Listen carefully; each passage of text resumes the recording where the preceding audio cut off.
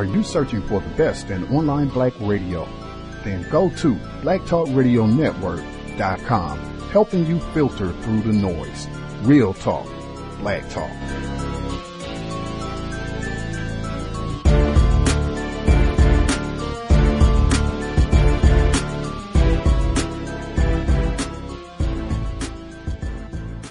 Context of White Supremacy. Justice Gus T Renegade in for another broadcast, hopefully to share constructive information on the system of white supremacy. Today's date, Monday, December 1st, 2014. So I have been told. We should be back tomorrow. That would be Tuesday, December 2nd. I think I mentioned it briefly this past weekend about in Toronto last week. Black Canadians, they organized a rally, a protest really, in solidarity with the folks down in Ferguson and the execution of Michael Brown Jr., decision not to indict. And they released their rules in terms of how they wanted white people and non-black people on the whole to conduct themselves if they were going to come and be a part of their protest. This was in Toronto last week. And some of the rules that they laid out, they said that they did not want white people or these other non-black people to come and bring their own agenda. So this is about Black Lives Mattering. This is about racism against black people. This is not about gay rights or whatever else you all want to talk about and bring. Do not bring your other agendas. This is what we're focusing on, racism against black people. One of the other rules they had was that they did not want these white people coming and hopping in front of all of the black people and taking over and being the fulcrum, being the center of the protest. They said that if the enforcement officers were there and they began to harass black people that were protesting, they said that's when you should come up and flex your rights as a white person, because the police will be much less likely to arrest you or bust you upside the head and that sort of thing, much more likely to treat you in a humane and civil way and to even listen to what you have to say, that's when you can come in and be a quote unquote ally to black people. And they had a few other things, but this was organized on Facebook, and I guess some of the white people saw this and were furious. Like, what? We can't come in and bogart your protest and talk about gay rights and LGBTQ issues and what have you. And they were just furious, enough that this became a big issue, as much as the protest, the fact that they had laid out stipulations about how non-black people were going to participate. I contacted the organization that coordinated this event, and they said they would be down to speak with us, so they should be here tomorrow. At least their one spokesperson. And I invited as many folks that are involved with the group that would like to come and chat with us. They are invited, but we should have at least one member with us Tuesday evening, live from Canada. Folks know that I always look forward to chatting it up with black people in different parts of the world, but that should be tomorrow. Same broadcast time, 8 p.m. Eastern, 5 p.m. Pacific. Quick note I'll get in before we continue with the broadcast. This program, I think once I give our guest a ring, we're able to proceed as planned with the broadcast. Once that concludes, hopefully we'll have enough time that I can kind of share some of my thoughts on what took place with Chris Rock, black male victim of racism, comedian, good hair, all of that. I'm sure people know Chris Rock. But he has an interview that's in the New York Magazine. I think it came out this weekend. I posted it on Facebook and may have tweeted it as well. It's pretty lengthy, but most of it is about racism, the bulk of it. And it is an interesting read. I'll leave it there. That's why I said hopefully we'll have enough time that I can share a few thoughts on that. But one of our investors on my Twitter feed, they were giving some accolades to the post, and I responded about one of the statements that he made about Rosa Parks within his article, and I kind of shared my thoughts about that. Some random suspected race soldier inserted themselves in the.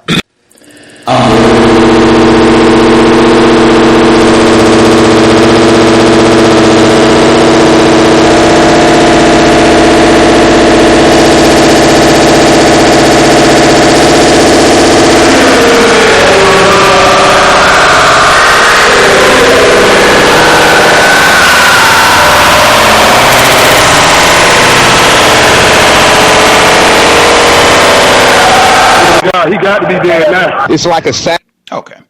Just making sure I pulled up my headphones accidentally. My apologies. So this suspected race soldier, he inserts himself in this conversation. I realize, right? Like you're online, like it's no secrets, all that. But I mean, I didn't tag this person. Like, this. If anything, I have said this pretty consistently. If you're out in public, whether it's online or you're actually in person, and you're out in a public space talking about racism, it's been my experience that white people will become very curious, even if they don't necessarily say anything to you. And I've had that happen too, where it's just been myself and a group of non-white people that we all knew each other, right? And we're just out talking, whether we've been at a park or a library or, a center of some sort, but just out in a public venue. And the white people will walk by and they've overheard us. And I've had this happen repeatedly where they will just stop and begin listening intently. Sometimes they will insert themselves into the conversation to disagree, of course, with everything that you're saying. And this happens online as well. But this guy hops into the thread and he says, I think the person that I was talking to was a black person, right? We're having wonderful, constructive exchange of views. She had said that she appreciated Chris Rock's report because the general tone of it was that the problem is white people, right? And so this white guy, and it's in his handle where he references himself as a white person, he says, I don't think we're going to make any progress, if that's the attitude that you bring to this, that the problem is white people. I think the problem is people in general. And, I respond now. Sometimes I'll respond to this. Sometimes I don't. Sometimes I just mute these people and keep it pushing because, I'm not really, looking to have dialogue with random white people who have just interrupted and inserted themselves into the conversation, much like the folks up in Toronto were trying to prevent during their rally. So I told this guy, I just said very simply, nope, the problem is you, whites in general. Right? And left it at that.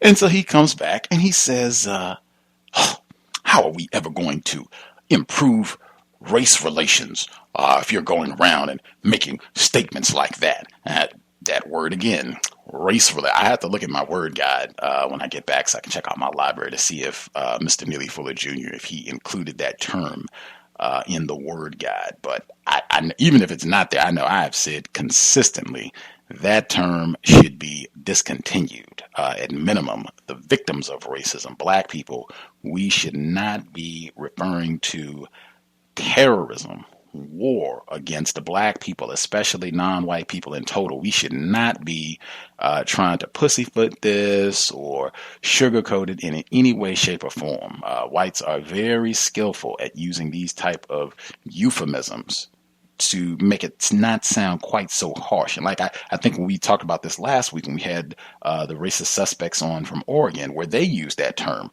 race relations, I said, you never hear anyone talk about Adolf Hitler's impact on race relations. I've never heard that. They make it very clear when they talk about what happened during the Third Reich, Holocaust, genocide. Right? They use the weightiest terms possible to describe this totally savage, inhumane, terroristic behavior, which is the exact same thing we should be doing. But I just told him very short, and at this point it will be muted if he has anything else to say. But I told him, I said, I have no idea what race relations is. I'm talking about white people waging terrorism against black people. That's what I'm talking about. I have no idea what race relations is. I would just be very mindful when you hear people use that term. Just be super cautious. In fact, I'll even relate it because I had said something this past weekend about Melissa Harris Perry, her Saturday segment. I didn't watch the Sunday segment, but some of our listeners did, and apparently she did a segment, and it was titled, "Why Can't We Feel Black Men's Pain, right? That's the title of the segment. And now I didn't watch it, so I don't know, what they talked about. I can guess based on, I've seen a lot of her footage over the years. I can guess, but I didn't watch it, so I'm not an expert. I can't really comment on what they said, but I can comment on the title. And I said, why can't it be titled? Is it impossible? Is it not allowed? Is it not permissible for the segment to be titled, Why Can't Whites Feel Black People's Pain? Why is it we? Indicating everybody. Why is it Americans? I just, the euphemisms and pussyfooting it. And again, I just go back to what I did hear, what I did watch on Saturday. They had no problem saying men hate women. They said it twice. They said men and boys. Very serious with all the conviction that they could muster. No problem stating that, and nobody opposed that viewpoint. Everybody, yep, right on. We agree. Okay. As I said on Saturday, you got all these corpses, black corpses, piling to the heavens. We can't say whites hate blacks. That's not permitted. Okay. I also thought it was interesting because I don't particularly think that people feel the pain of Renisha McBride or Dr. Ursula Orr or Kamitra Barber. If folks remember, that was the black female. She got snatched out of her car. This is down in Texas. Memory serves. I think this was in August. I might be off on that, but I think it was August. It was right around the time when Michael Brown was shot and killed, I think. But she got snatched out of her vehicle at gunpoint. Someone had called in some 911 saying that it was a car full of black males driving around with guns pointing out of the vehicle. And so they saw her, Kamitra Barber, and pulled her over at gunpoint and got her out of the car, slammed her down on the police hood. They had a dash cam for that, too, for all the people saying that, we got to have body cams and all this. They had a camera for that. And slammed her down on the hood, and her children, she had her children in the back seat. They got out of the car totally terrorized at gunpoint, crying, seeing their mom being manhandled by these suspected race soldiers, brute enforcement officials down in Texas. I don't particularly think people feel their pain either. I don't remember a whole lot of people empathizing with Ayanna Stanley Jones up in the Michigan area. I don't remember that either. You could have just titled it Black People's Pain. But at any rate, words, very important. I would advise folks to be mindful, as always, of the words we are using. Try to use the best words possible and give them definitions. Even if you use the same term, make sure you have a definition that is going to serve our purposes in totally, permanently dismantling the system of white terrorism, white supremacy. That said, I'll give our guest a call again, see if she is available and ready to roll. There was one other item I was going to touch on briefly before we get started. Oh, I did get my correction, and I did make one error. There was a post from last week. I think this past Saturday I shared. There were so many articles, and continue to be so many articles coming out relating to racism and the situation in Ferguson and Tamir Rice, and it's so many things going down. The treatment of President Obama and First Lady Michelle Obama's daughters. It's so many things going down. But the report that I shared was, I'm digging back on my Facebook page. I'm having to wade through so many articles that have been posted. Okay, so the report was, after Ferguson, when will we listen? Now that might be another one too. That all includes that universalism. Dr. Marimba Ani, she talks about that all the time. It's not we. When will whites listen? I think would probably be the most accurate title. At any rate, the person who wrote this post is a black male. His name is Jonathan L. Walton, black male. He's a professor at Harvard. The post does have accurate information. I posted a chunk of it. It does, in my opinion, have some correct, very clear assessments of what is happening to black people on this planet. I was incorrect because 404, she was writing and she was saying that Nicholas Kristof, is participating in gutter sex. He is a racist suspect, white man. But he didn't write this piece, right? It was posted, it's on the New York Times, but it's on Nicholas Kristof's blog section of the New York Times, even though he didn't write it. This black male, again, his name is Jonathan L. Walton. This black male wrote the piece. And I was a bit confused because I thought she was talking about this black guy, but she was correctly branding Nicholas Kristof as someone who is engaged in gutter sex. He's married to a non-white, non-black female, so-called Asian female. Very accurate. And I was confused and was raising a question on the website, but she was totally accurate. I put it down on the Facebook page. If you scroll down, you'll see the exchange and everything, but I made sure to acknowledge that I was in the wrong, she was correct, and what I was confused about. But my ignorance notwithstanding, the post is outstanding. You should check it out. After Ferguson, when will we listen? Right on. There are some other things that popped up that I was going to make time to address, but I'm going to double check in and see if we can get our guest on the program. I think I did have audio problem for a second, but I think we should be all good now, just to make sure I can get an audio check before I make my call. I'm just going to pick somebody's line at random. So all I need is if you can hear us. Okay. I'll try to see if I can nab somebody that I know. We'll do Lashes since I know her. Is audio coming in okay? I just need an audio check. If you can hear me, Lashes, am I coming in okay? Okay. Don't know if she has her view of what. She's just listening. See, hopefully somebody who can respond. The caller at 8562, can you? Oh, now she put her hand up. I just need an audio check. Can you hear me? The audio is okay. Audio is okay. Can you all hear? Okay. Lashes or the caller at 8562, can you all hear okay? Is the audio straight? The audio straight. Hey, Gus. Yes, ma'am. Oh, that's Puff. Yes. Okay, Puff. I can hear you fine. Oh, okay. Thank you. I was listening. Sorry about that. I was listening with my headphones. Oh, okay. Right on. All good. That's all I needed. Thank you kindly, Puff. Everybody else, I see the hands now. That's all I needed. Appreciate it. Some of the folks said I did snatch my headset out accidentally earlier, and I think that did knock my audio out. But we should be good to go. Thank you kindly for the note, and let me know in the future if there are audio difficulties, audio issues where you're not able to hear clearly. Thank you kindly for everyone, and we'll go ahead and give our guest a ring one more time and see if she's with us. Please forgive the ring. Alrighty. I just rung our guest back. She said she needs about 10 minutes to get situated, and then she'll be ready to roll. So we will dial her back in about 10 to get her on the program. I'll be sure to include the intro that was supposed to go with this clip. I'll be sure to include that to kind of set things up for folks to get an idea who we're talking to, and the reason that I wanted to have her on the program. Now that I have a bit more time, two things that I wanted to make sure that I got in at some point over the week as we broadcast.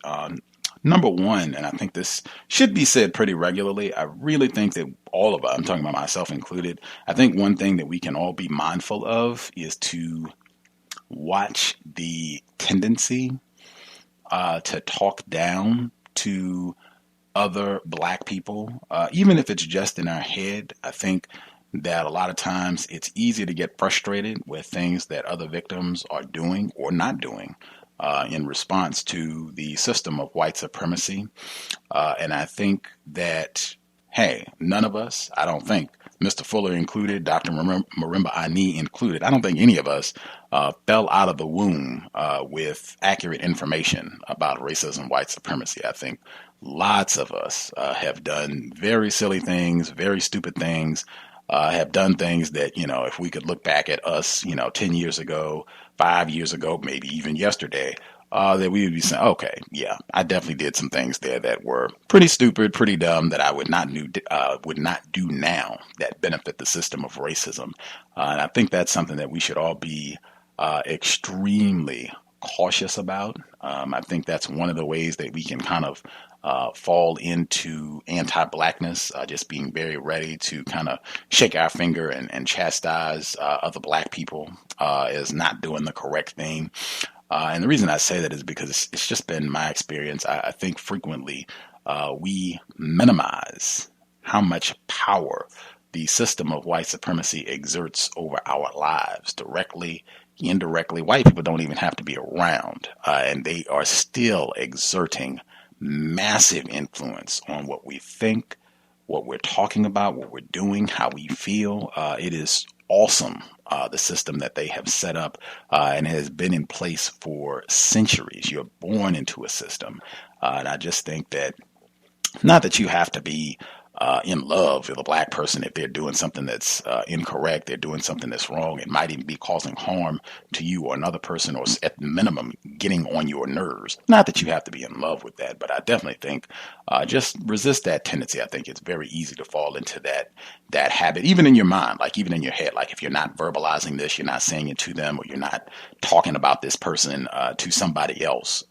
Even just in our minds, to be talking down like that, no good, such and such, and blah, blah, blah. I can't believe that they're, doing this and doing that. The system has a lot of momentum. I would say, if anything, that right there shows you the magnitude of the problem that we have on our hands. Just something that I would get in. Really resist that urge, even if it's just in your head that you're name calling other black people. Try to get out of that. I think that would be super, super helpful.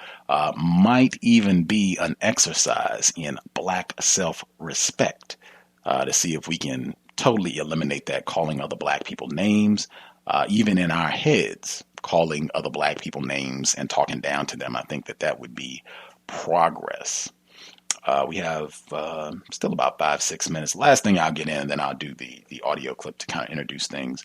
I still have been paying attention to a lot of the so-called protests and what have you that are still taking place, right? I saw some that were going down in St. Louis today, and other areas around what happened in Ferguson, the shooting death of Michael Brown Jr. And at least for me, maybe I haven't seen the correct protests. Maybe I just, I need to be there. I haven't seen one in person. Maybe I need to go out, see, when the next one is going to be going down in Seattle, or take a trip to one of the other towns where this is happening at. But I have seen too many photos, videos where it's a lot of white people involved in these so-called protests. And I can evoke the name of Chris Rock. Really, I shouldn't even do that, because it's really the same sentiment that Minister Malcolm articulated years ago, where he said, anything that makes white people happy, I get suspicious about. And I'm seeing way too many white people participating in these protests. Now, it could be that I'm off, that I have miscalculated. I think we had a female caller who shared some weeks back that she thought that there was going to be some sort of rebellion or revolt, and that it was going to be everybody, white people, non-white people, everybody against the police. Now, maybe that could be. I do not think so.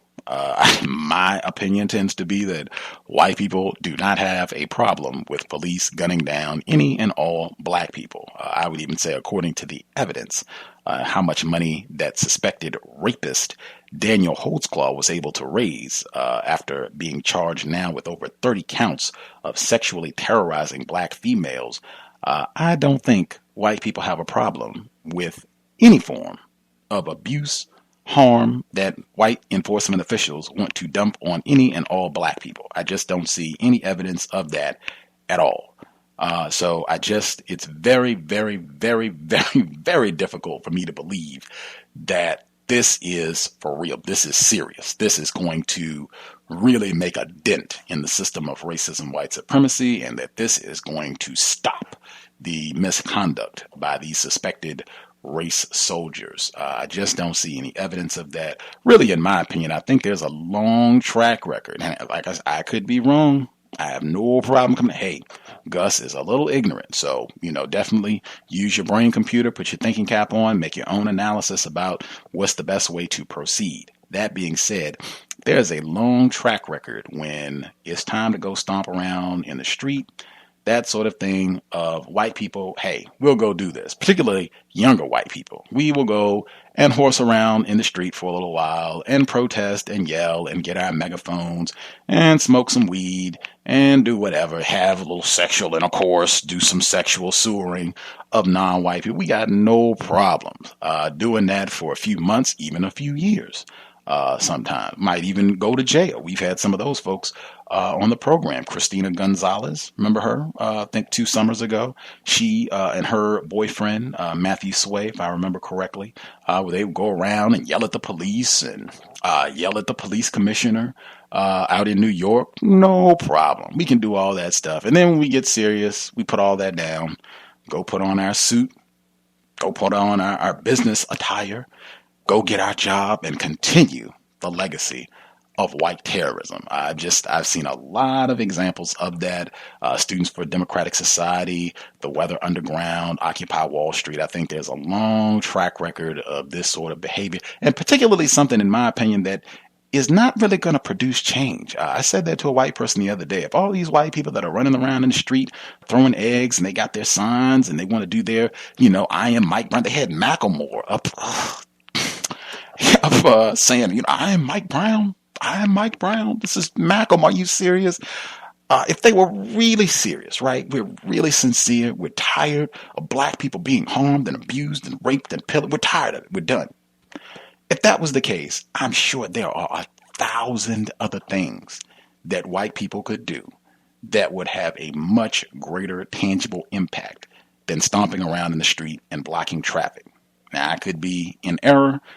That's my opinion. I was even more suspicious. I was tracking, and I looked, and somebody had a post where they were saying that basically folks like me were saying that something is awry here, or this is not quite adequate to solve the problem that we face, that you're just missing. You're missing the long tradition of this sort of protest and rebellion. And they had a photograph of the Freedom Riders and Melissa Harris Perry. She referenced the Freedom Riders on her Saturday program this week as well, because you had white people and black people on the bus going to all these places and being brutalized, almost killed in some instances. And there we go again.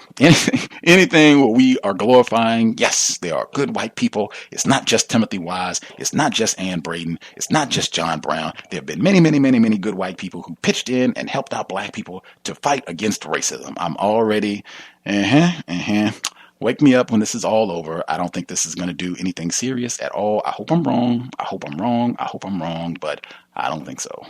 At any rate, we will do the audio clip from our guest and see if we can give her a ring back. She should be situated and ready to roll. This is from an interview that took place this past September on Detroit Public Radio that is fascinating for many reasons. I'll let it speak for itself, and then we will get her on the line. Context of White Supremacy. Elena, what is the challenge to white people? Not the kind that you were talking about, but the kinds who say they are progressive, and the kinds who understand that, a society ought to be moving in a different direction.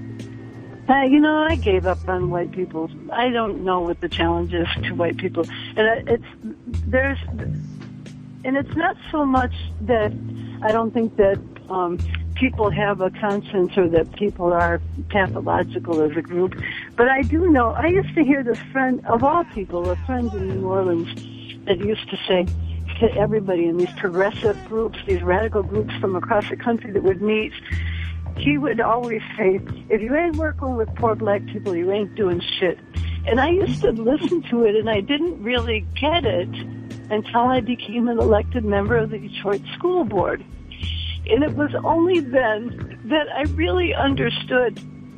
I never knew what racism was before I became a member of the Detroit Elected School Board. I never understood the deep, deep-rooted contempt that white people have for black people.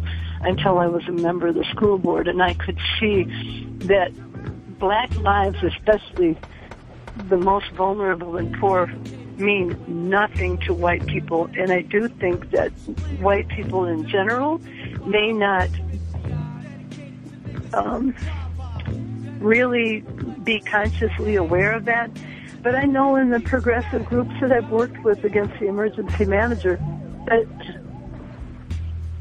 I can't see how to get white people to see poor black children as human beings. I just can't see it. I feel like I'm behind a plexiglass screaming. And so how to do that, I don't know, because there was a project of desegregation in Detroit public schools that I lived through as a child. I saw the busing, I saw the court decisions, I saw schools become integrated for a minute, and then all the white people moved out of Detroit. And their children and grandchildren are just now returning. And they are not returning to live in harmony with the black people who remained here. They are not bringing their children into the schools that have been ravaged by disinvestment. They are returning and creating a project of removal. They are either not bringing children with them, or as some older couples have said, they raise their children so they're moving back. But this is not a place where white people are bringing their children to be in school with black people.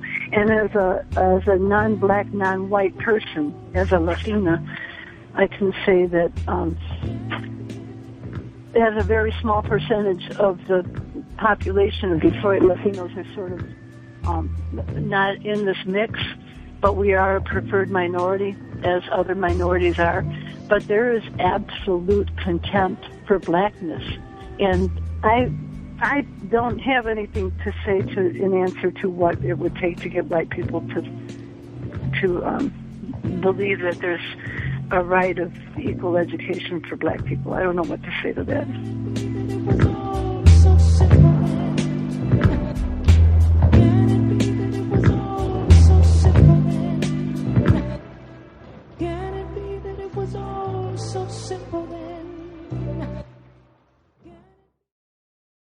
Context of White Supremacy.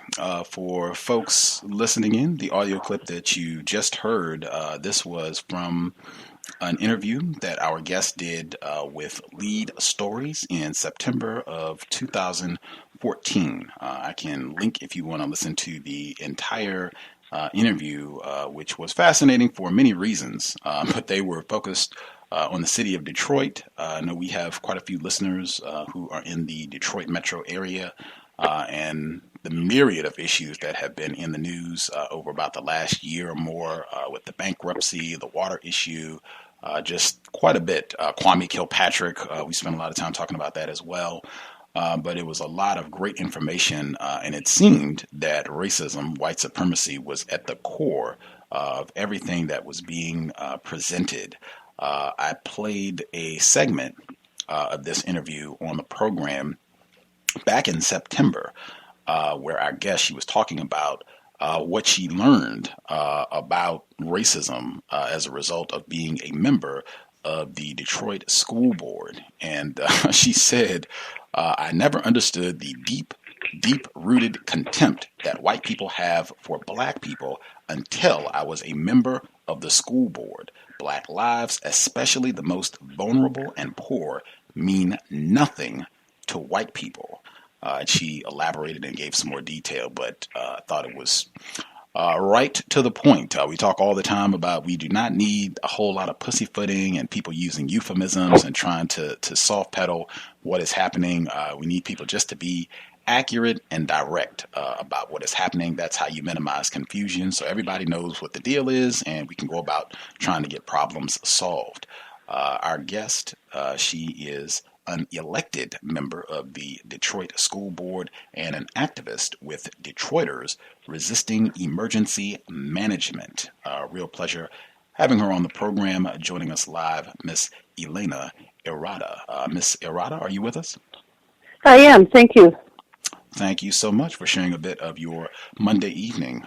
Is there anything that you think our listeners, for folks this might be their first time hearing from you, anything that you think would be helpful for them to know about who you are before we get started? Yes, my name is Elena. I am a lifelong Detroiter. I've been here for generations, and I've raised my children here. And the context from which I'm speaking, just to sort of qualify myself, is that Detroit is a city that is about 85% African American, and for many, many years, we were about 1% Latino, so I was part of a very, very small minority of Chicanos and Mexican Americans here. Post-NAFTA, we became close to 30% of the population of Detroit, and it's lower than that now because of the massive deportations and high unemployment rate in Detroit. But we're not as few as we used to be, but we are still a minority in Detroit, as when I speak of Latinos as. And I'm speaking from my perch as a board member representing District 2 Southwest Detroit, which is majority Latino students and population in Southwest Detroit. That's the area that I represent on an 11-person school board, and the other 10 members are African American. That's a little bit of the context I'd like to give. Outstanding, outstanding. You already shared you are a non-white, non-black female. Is that accurate? Exactly. Right on. Right.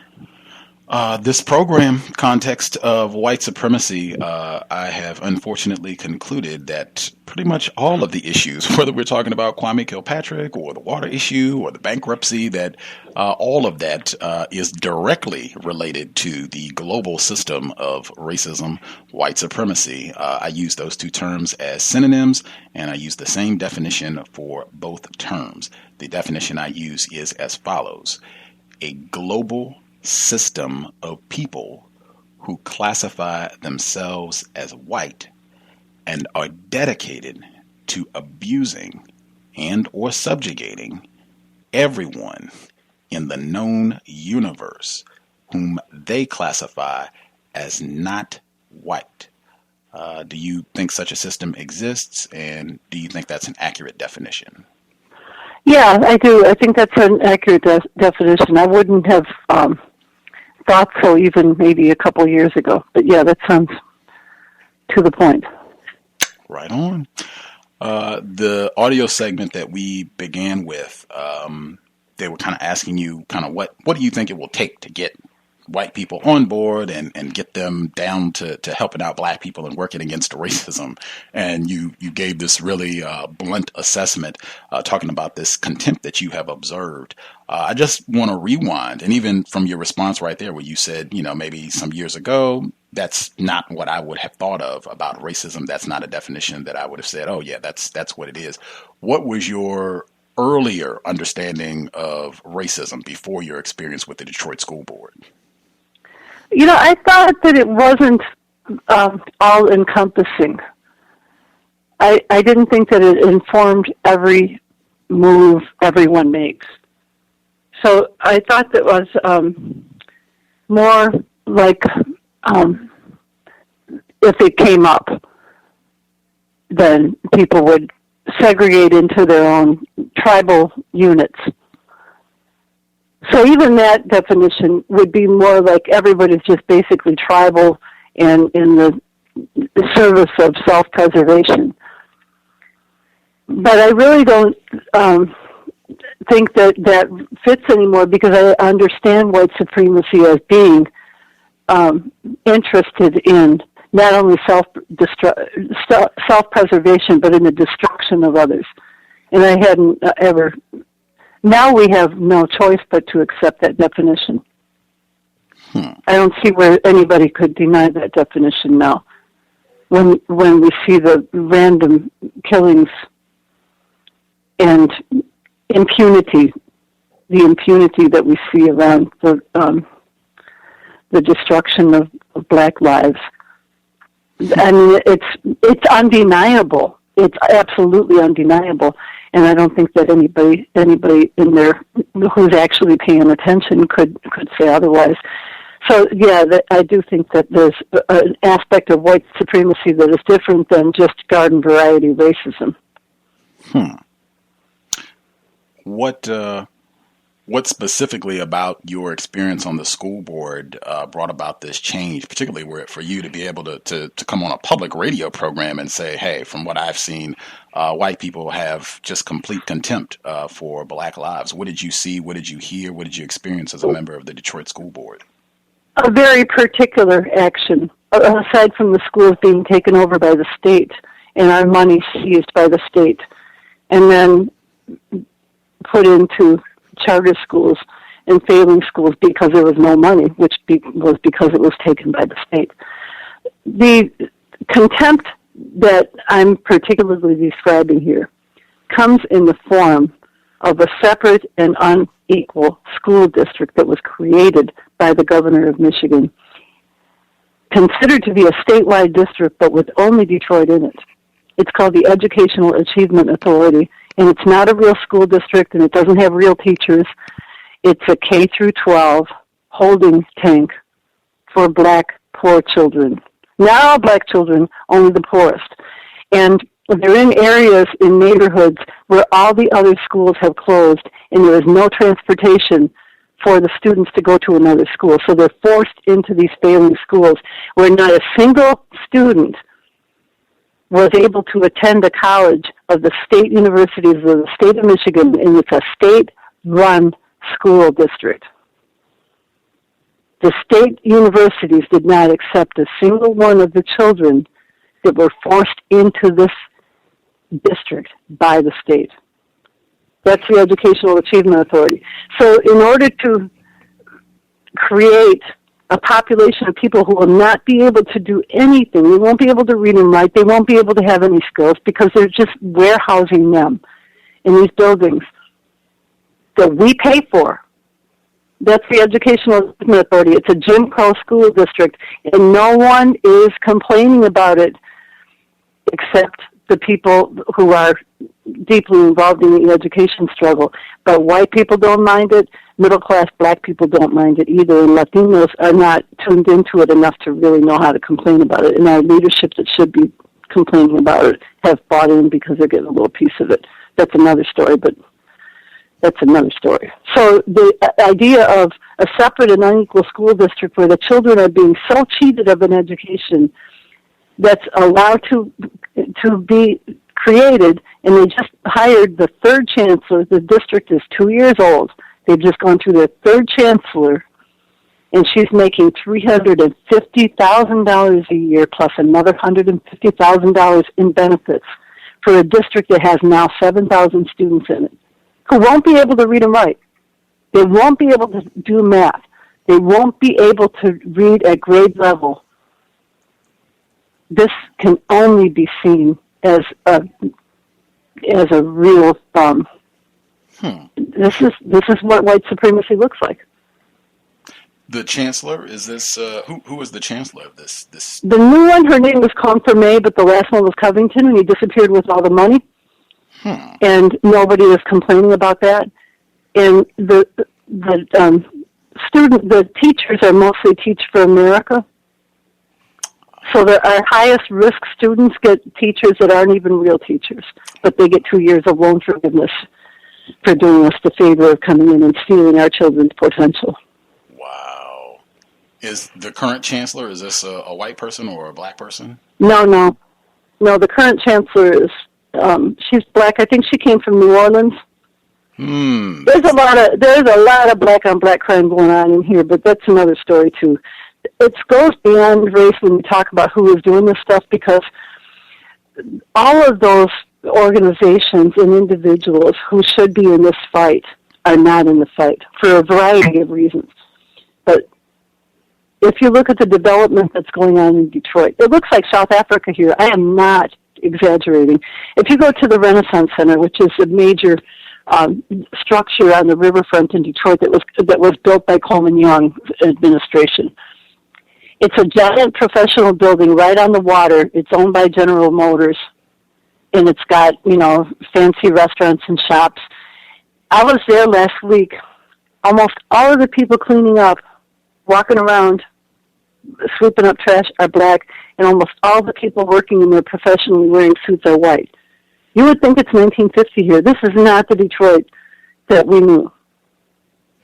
Downtown Detroit, which has been almost completely taken over by Dan Gilbert and Quicken Loans, all you see downtown is white people, and everybody comments on it. Like, what happened here? All you see are white people downtown. Black people have been driven out by fines and police harassment or various other ways in which you can run people out.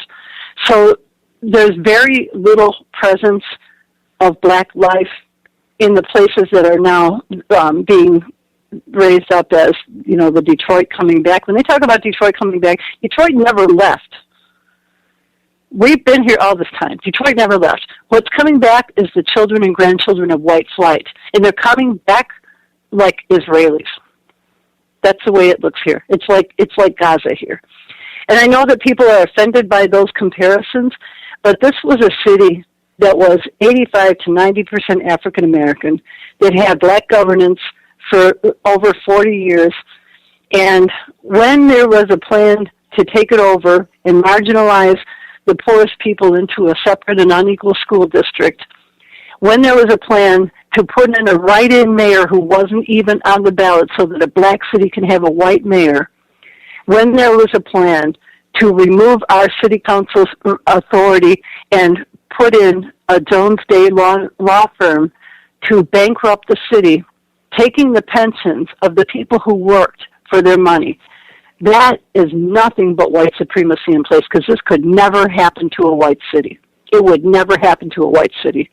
There's many cities that are much more broke than Detroit, but they didn't get taken over. They didn't get imposed emergency managers. Benton Harbor, which is black. Flint, which is black. Pontiac, which is black, all have emergency managers. Detroit, emergency manager. And this is going to have a profound impact on the presidential race, because people don't vote in these cities. Fascinating. I wanted to go back just to get one point. If you're saying that it's obvious, if you're paying attention at all, it's obvious that this is white supremacy and what's happening here, and that this is being done deliberately to a city that is overwhelmingly black. That the things that they're doing here in terms of taking over and just gutting public school systems, that this would not happen if the racial demographics of Detroit were different. This was a city that was 70% white, 65% white. These things would not be happening.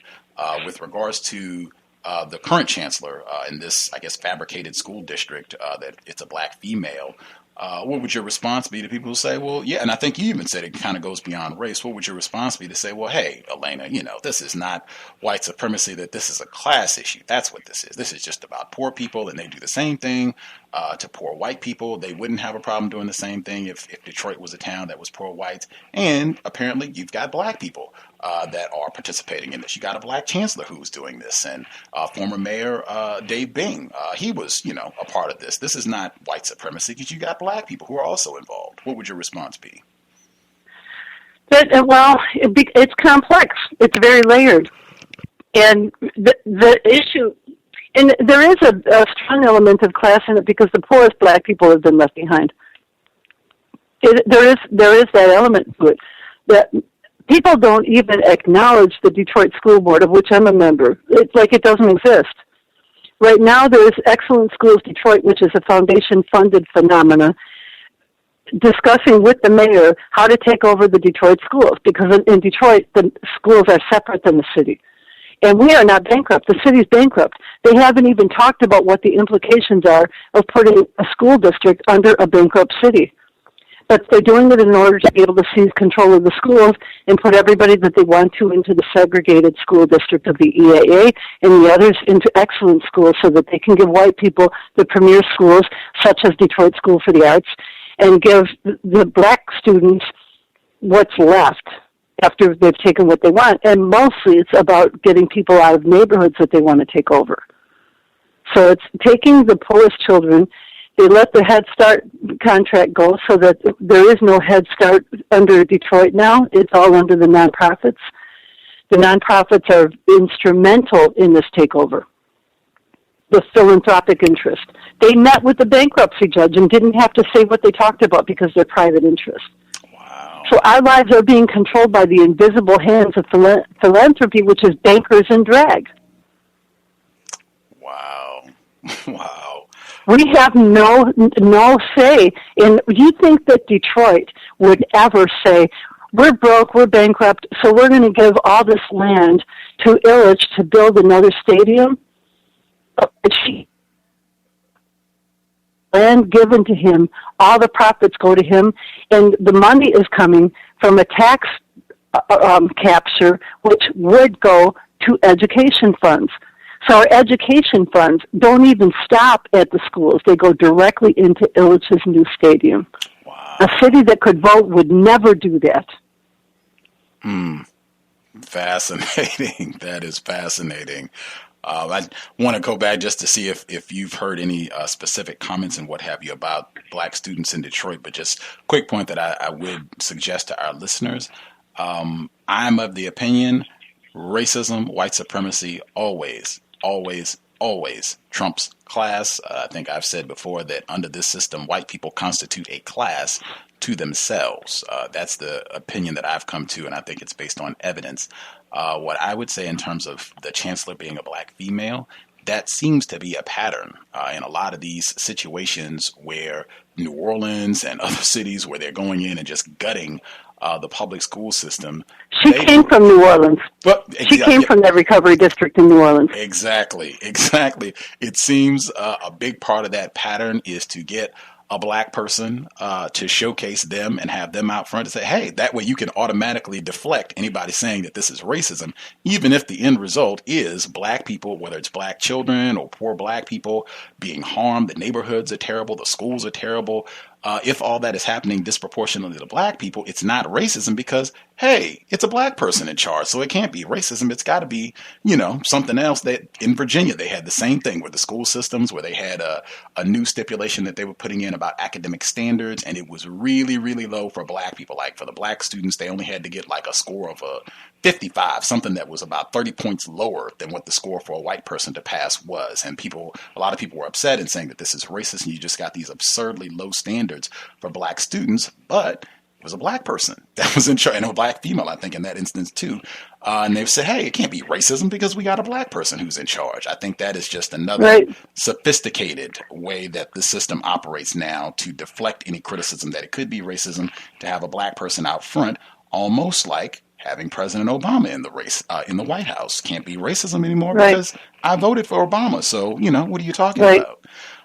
What if you can give us specifics in terms of, you've given us great detail about systemically this contempt for black life and how it plays out in terms of gutting these schools and just warehousing particularly poor black children in Detroit, and they're not going to be able to go to any state university, and just horrible what's happening to them. Were you hearing any comments from white people specifically about, that just them verbalizing this contempt for black people? No. No, we don't even warrant comment. But there is a small group of people that are fighting it, and because there is no moral authority, it's forming that. It's filling that void. The Education Task Force, which is a group of people ranging from parents and teachers and students and college professors from outstate, from across the state, are fighting it, black and white. It's a very, very strong black and white coalition. And we also understand that white people get heard when black people don't. So the white people that are in this movement with us are very aware. And I have to say, too, that I have white privilege as a white-skinned Latina, right? I have white privilege, so I can say things outstate to other people that our black board members will not be heard. So I'm also deeply aware of how racism affects our ability to be heard. I'm deeply aware of that as a person who has the privilege to be able to communicate with other people. And we joke about it on the school board that I have to be the white emissary out to the other places, or I have to go out and speak to different groups of white districts. But it's really true that there's 11 of us on the school board, and we are completely rendered invisible. And these nonprofits that have really good reputations and high profiles in the media are completely contemptuous of elected black leadership in Detroit. So there's a very, very strong racial dynamic of what's happening in Detroit. For a city like Detroit to have a white mayor who didn't even live here, who was supposedly elected as a write-in, is such a slap in the face to voters' rights. Because I went to the recount every day, so I know that this mayor was not elected. This mayor was selected. And our complaints were ignored by the Attorney General, who accepted that there were many, many irregularities in the election. So across the board, Detroit has been so slapped down. Wow. I definitely want to touch on your status. I think you said you referenced yourself as a member of the preferred minority group, but this has come up before about Mayor Duggan in Detroit. As I said, we have quite a few listeners who are in the Detroit area or Michigan, period. And they, one person in particular, he would always call in and he would blame black people. He said the fact that Mayor Duggan was elected in Detroit, that is a disgrace and that's an indictment of black people for what they did or didn't do with that election. And it's just despicable. How can you possibly have a white mayor? And I would give some pushback about that, even though I live thousands of miles away from Detroit, so I certainly don't claim to be an expert on your city. But what would be your response to that in terms of how you explain how a city that is over 80% black ended up with Mayor Duggan? And do you think that's an accurate statement to say that that's black people? I would tell that person, that caller, take heart. Take heart. Detroit did not elect him. I went to the recount every day. Take heart. Detroit did not choose the white bell. Many people did. Many people voted for Duggan, but not enough for him to not hedge his bets. I saw box after box after box of ballots that were supposed to have 200, 400, 500 in there, and there was 100. No accounting for the missing packages of ballots. And we reported it to the Wayne County Board of Canvassers, and we reported it to the State Board of Canvassers, and we were treated with absolute contempt, and no one would take our complaints. The attorney who represented Duggan then became the attorney who was general counsel for the city of Detroit, who was also general counsel for the NAACP in Detroit. Everybody who was supposed to stand up to fight this, everybody who would be shutting down job sites because it was completely, almost entirely white workers on the good-paying jobs, anybody who would step forward and say, how could this happen here? There was a time when this never would be allowed to happen.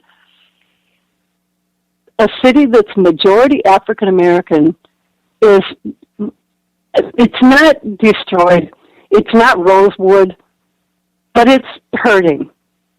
I have great faith that the people are going to step up when they realize that the leadership has been completely co-opted and finally stop depending on people who clearly have sold them out. But the idea that a city like Detroit could have all of the structures that were in place to stop the discrimination have been dismantled, and discrimination is rampant. Racial discrimination is rampant. It's like pre-1964 conditions here. To see all white workers in the good jobs and black people doing community service, basically cleaning up the streets, is disgraceful. The Latinos have almost completely disappeared from the scene.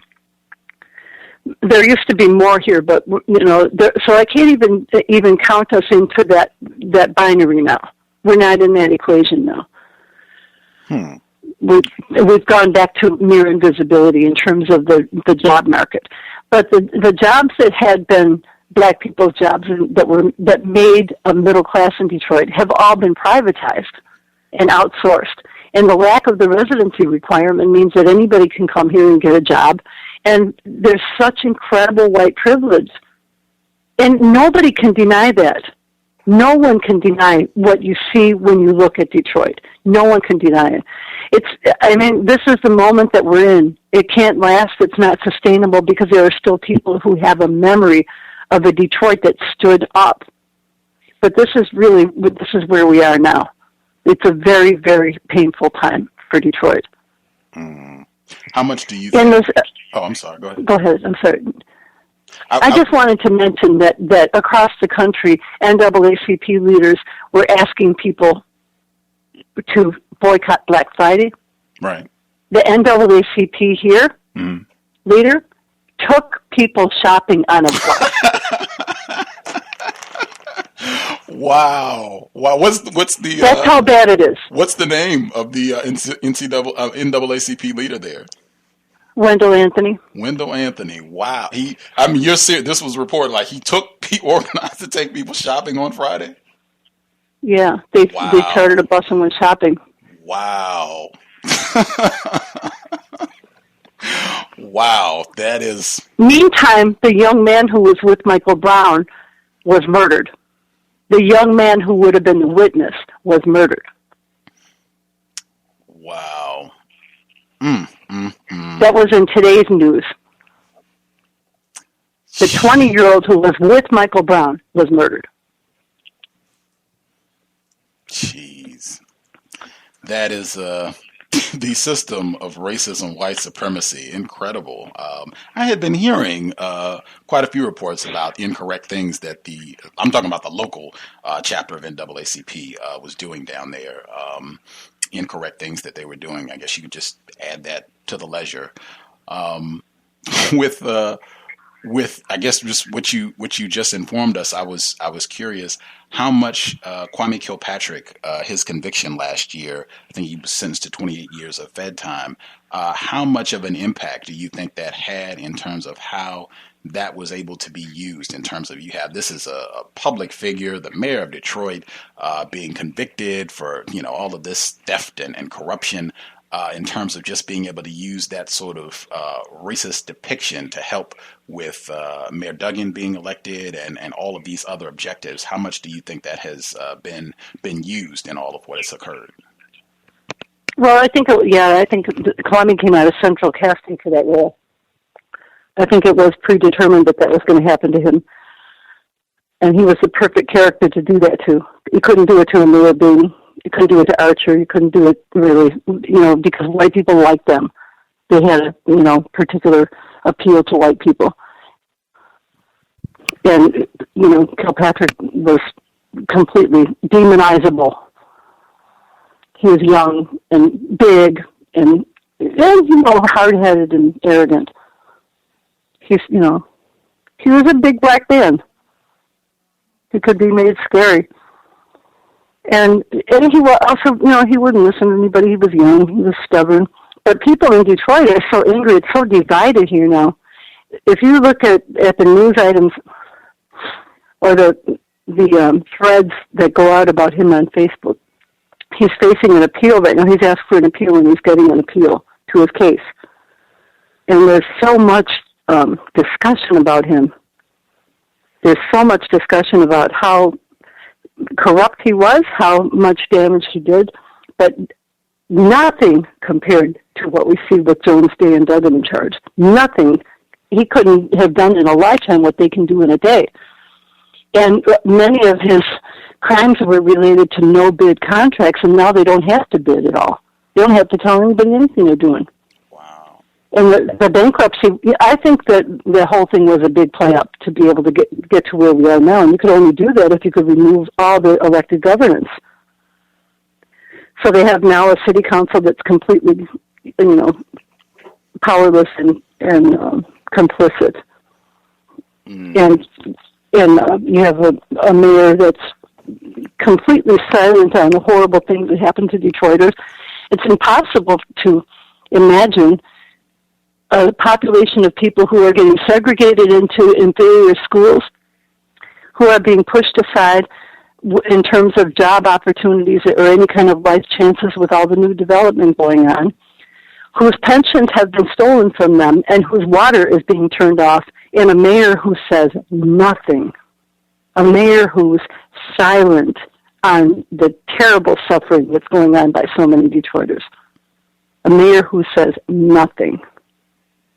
You can only do that if you have absolute contempt for black people and poor people. Except, of course, the people you can put in your camp and surround you. Which are, if those are the two choices. You're going to be shoved into the EAA and have your water shut off, or you can be in the mayor's camp. Those are pretty much the two choices here. Wow. What are most people going to do? So it's a very difficult time, and resistance is growing. There is resistance growing, but it's very hard because under the emergency manager system, there's no diffusion of power. It's all concentrated. So you're in or you're out. It's like having a king. Wow. That is the context of white supremacy. And for folks who recall, like I said, we did a whole program on the situation that happened with Kwame Kilpatrick, which is also very similar to New Orleans, where Ray Nagin was just convicted for malfeasance and got 10 years. And they also have a white mayor now. There are a lot of similarities between what's happening in there. Yeah, there are. And you get characters that are not very sympathetic, so Ray Nagin, was not perfect. I didn't follow him as closely as I did Kilpatrick, and Kilpatrick didn't create a base. Like, he didn't defend the people from a lot of the things that were going on, so he didn't really have a great base. Like, nothing like that could have ever happened to Coleman Young because he didn't let people get attacked in Detroit. This could have not happened with Coleman Young. And so, if they tried to do this to Coleman Young, which they tried for 20 years, it couldn't have happened. But following that, we've never had a mayor that stood up for the people since then. We haven't. I mean, Kilpatrick, Kilpatrick was hapless in many ways, and I don't think that he deserved 28 years, especially when people are killing young people and not going to prison at all. There's, if it's relative, then he didn't deserve that, but he didn't do anything to stand up for the people at all. He didn't have any politics. He had no politics. He should have, and he didn't. Hopefully he's, a better person, and I don't hope that he spends all those years in prison. That doesn't benefit anybody. I don't see white people letting him off. I remember when he was... I don't see him ever getting off.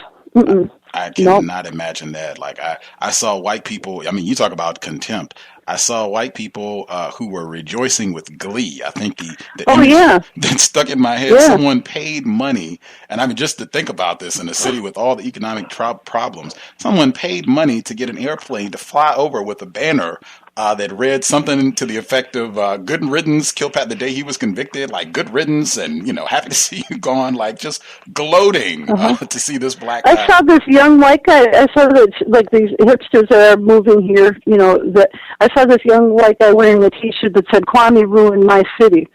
It's just like, your city? Really? Kwame did? How did it get to be your city, and how did Kwame, like, that's the kind of thing that was really, there was such overt hatred toward him. It was completely overt hatred. Well, there's another point to this, which is kind of a difficult thing to articulate. I'm going to try to grapple with this issue on racism.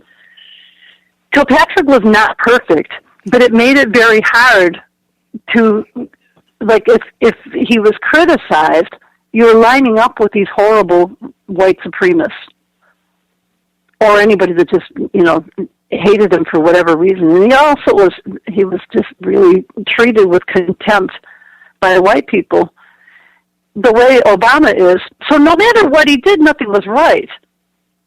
Like, he couldn't do anything right. So, I'm not thrilled with Obama and everything that has or hasn't happened under him, but he's attacked completely only because he's black. He doesn't get attacked because he didn't shut down Guantanamo, which is what I would have liked him to do. He doesn't get attacked because he stopped the deportations. He didn't do that. He should have. These are the things that we had hoped for. But he gets attacked because he's black.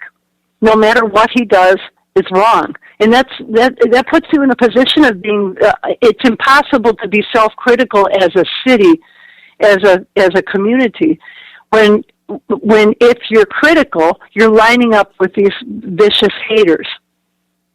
So it makes it very difficult to hold a line of moral authority in our own community. Do you understand my? Oh, I know totally. It's a convoluted point.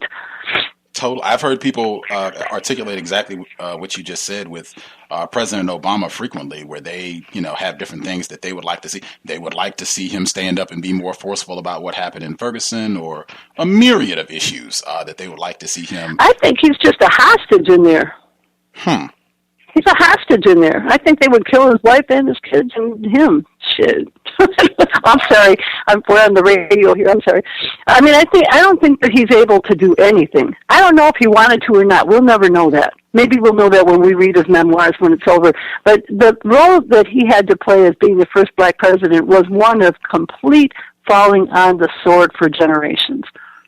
And for whatever, I think that when he's called names and treated with such disrespect, when somebody can compromise all the security and go in there, I mean, it's like, this is the President of the United States, and people will compromise their own country in the service of this racism. It's just incredible.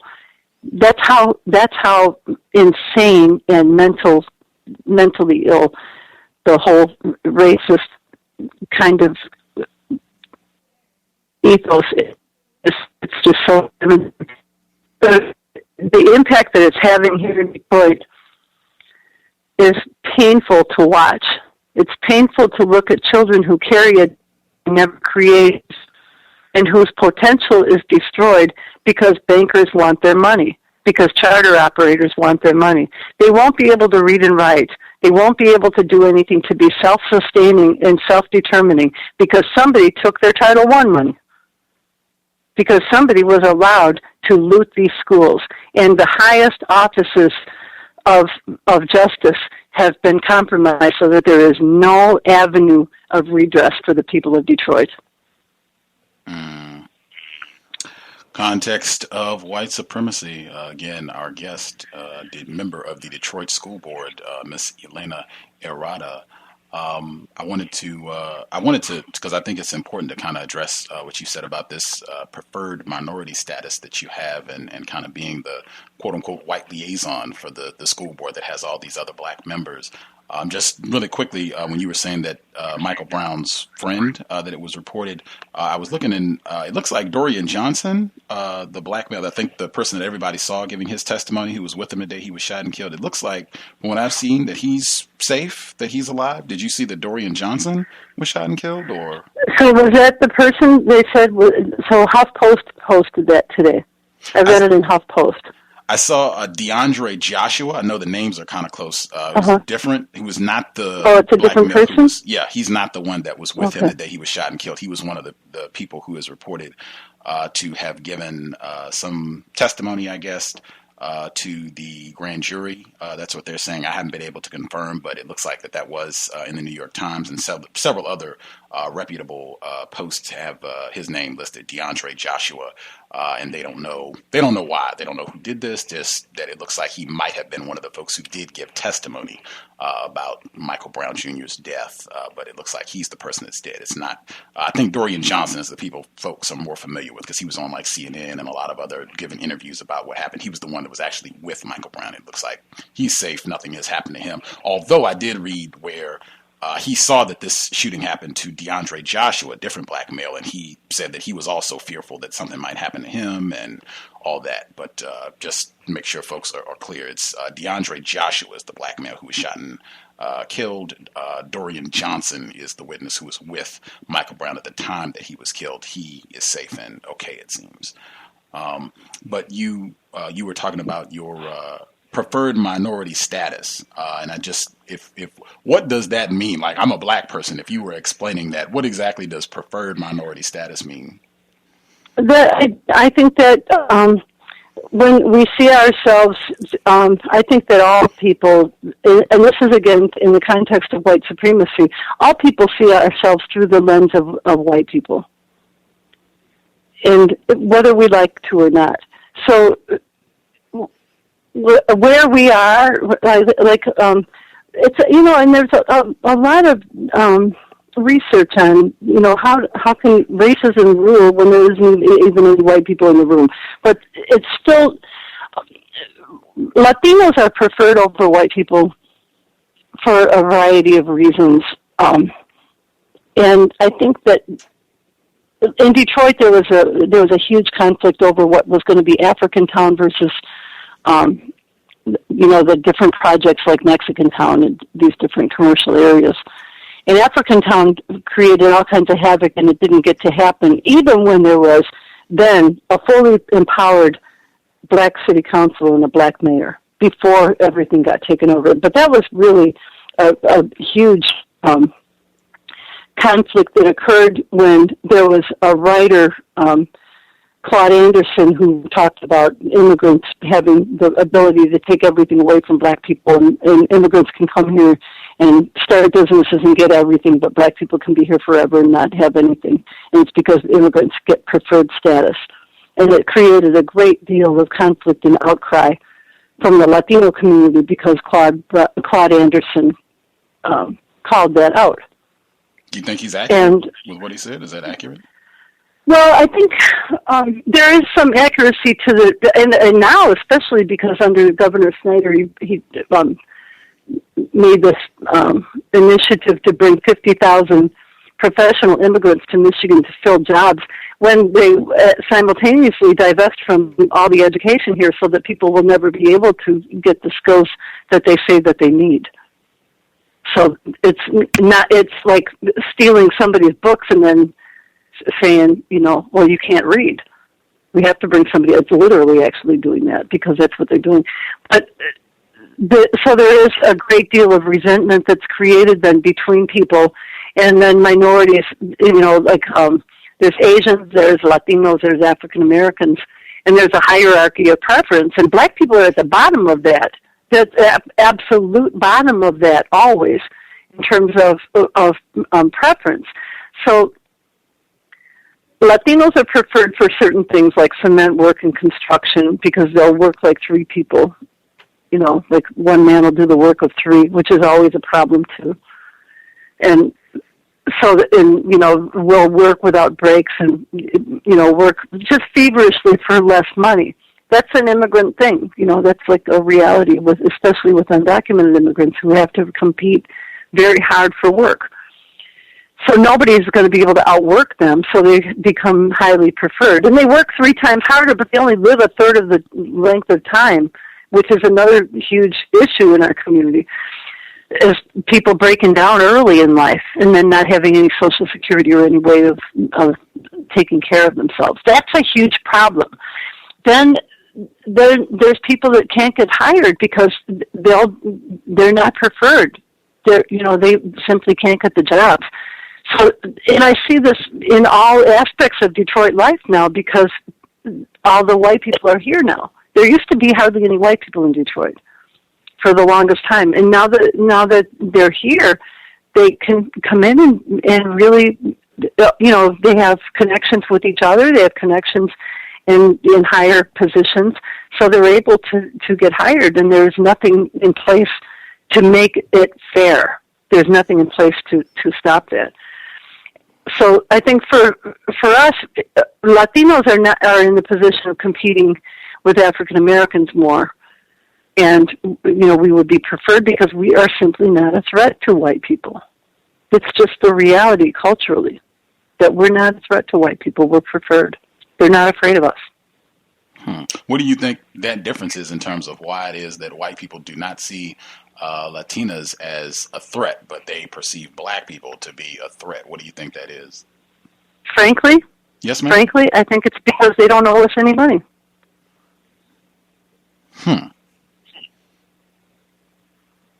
How do you feel when you owe somebody money? Have you ever owed somebody money and you had to see them? Yes, ma'am. And then, after a while, you can maybe make up a story about that. Like maybe you don't really owe that money. And then after a while, you can even,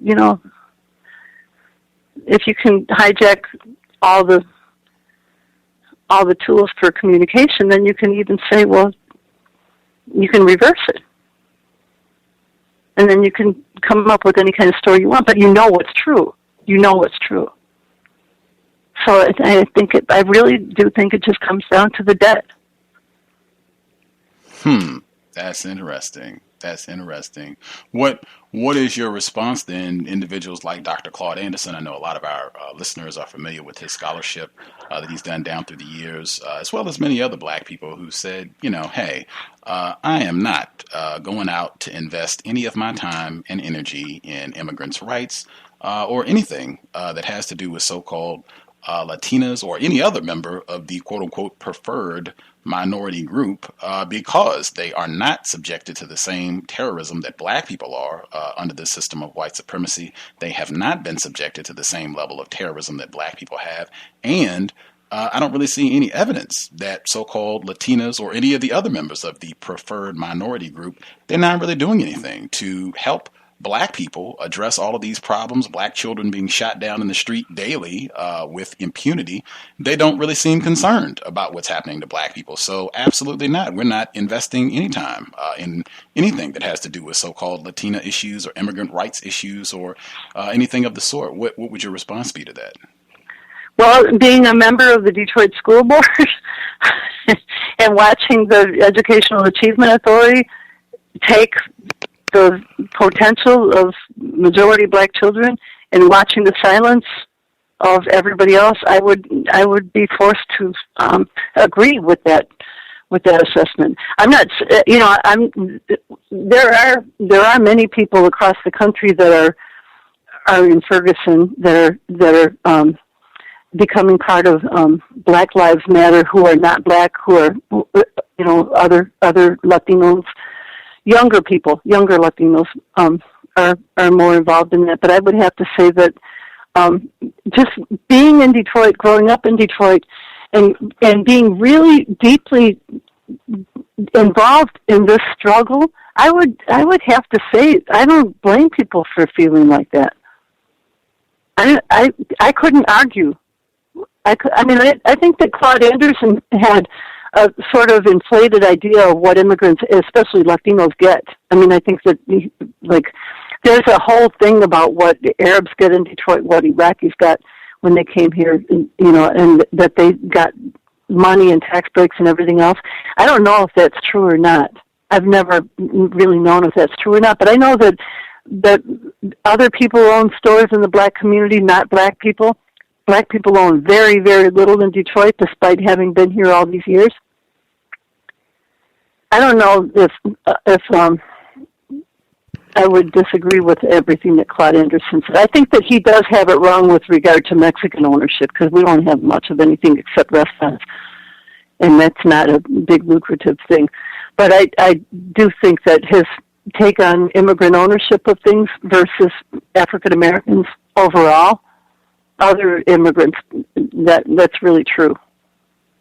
It's really true. And it could be true of Mexicans in different parts of the country, but it's not true here. Context. But I couldn't argue with him. Yeah. Appreciate the honesty. Context of white supremacy. I want to make sure, because I know we do have folks that are listeners in the Michigan area. If you all have questions that you would like to ask Miss Elena Herrada, please feel free, chime in. The number is 760-569-7676, and the code is 564-943 pound. Press *6 if you have a question about anything that we have discussed. I do see folks with hands up. I want to make sure I get it on the water situation as well, because I know we talked about that. It was major news throughout the world, really, going all the way to the UN with regards to water being turned off for people who owed, in some instances, not very much money, but having their water services turned off. And this point came up more recently, even in connection to Ferguson, where Michael Brown Jr.'s parents went to the UN to talk about police violence against black people in this area of the world. And one of our listeners, she said, well, what was the result? What are they going to do? And I said, I'm not aware that the UN has the muscle to come in and make Detroit give water to its residents or to stop police from gunning down black people here. I don't see where they have the power to be able to do that. And I haven't heard anyone step forward and say, oh, yeah, this is what, they're going to send in armed forces, or they have UN troops are going to be invading Detroit or Ferguson to make white people do right. I just haven't seen that. Have you? No, they don't have any such power like that. And in fact, the mayor here, Duggan, said that it was just a publicity stunt for the UN to come here. Wow. So they're beyond redemption. Wow. Yeah. That's about what I thought. Where is that situation at now? Because it's not getting as much attention with the whole water turning They're off. still doing shutoffs from the people that got arrested. I was arrested in the first round, and then there was other people that were arrested in the second round, and they're going to trial next week. The courts are really trying hard to dismiss the cases of protesters. And while we were talking, a text came across my phone saying that there was a bomb threat at 36th District Court today. Wow. So there might be more resistance than we thought going on. But there's so many fines levied on Detroiters for so many things. Poor people are just carrying the burden. This is the same thing that came to light in Ferguson, is that the people had been fined to the tune of about an average of $300 per household per year. And it's a very, very, very poor place, too. So the poorest people here are paying all kinds of fines for things, from parking tickets to driver responsibility fees. There's so much uneven burden of Detroiters. The poorest people are carrying the state, and the narrative is completely the reverse, as if Detroit is draining the state, but the state is living off Detroit. That's the reality of it. And during the bankruptcy, no lawsuits are settled. Like if the police killed somebody, their family doesn't get the money from the lawsuit. Jones Day, the law firm, gets the money. Wow. Wow. There is no justice here because of the bankruptcy. The whole story of the bankruptcy is worth another whole show. Agreed. Particularly the misinformation about how how the city ended up being in bankruptcy, because I think a lot of people were very confused about that, and even I think Kwame Kilpatrick got some of the blame. Like, oh, see these corrupt black people, and you let them run government. Well, he negotiated the first swap, but the Free Press gave him big kudos for it. He negotiated that first swap when the money to fix the water department, the infrastructure of the water, it was something like I don't want to say the number, it's in the billions. I think it's a $50 billion bond that was passed for the water, was diverted to the swap so that the water didn't get repaired. Now it's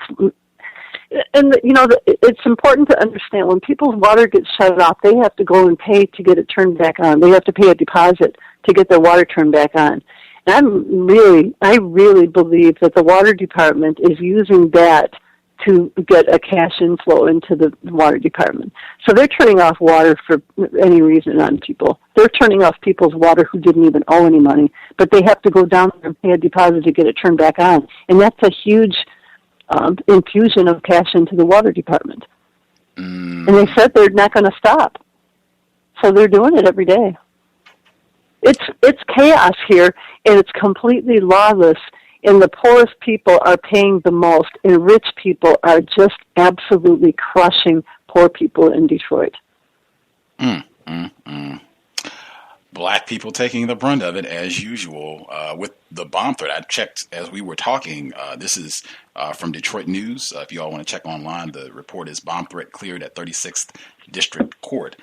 They write that earlier Monday, Michael Vandekar of Grosse Pointe Farms said he was at the court for a minor traffic ticket when the building was evacuated. He goes on to say, "We're just sitting around. I don't know what to do. If you leave and they reconvene court and you have a ticket, they'll put a warrant on you, so you have to stick around." Welcome to our world. That is the chaos of white supremacy in Detroit, which again sounds a lot like Ferguson, with these minor traffic tickets and other citations and what have you, where bang, bang, bang, we just eat up all this money from poor black people. Just same thing that we were hearing in Ferguson and many other cities where they have a significant population of black people. The person that dialed in, last four digits, 3366, 3366. Did you have a question for Elena Herrada? Did you have a question?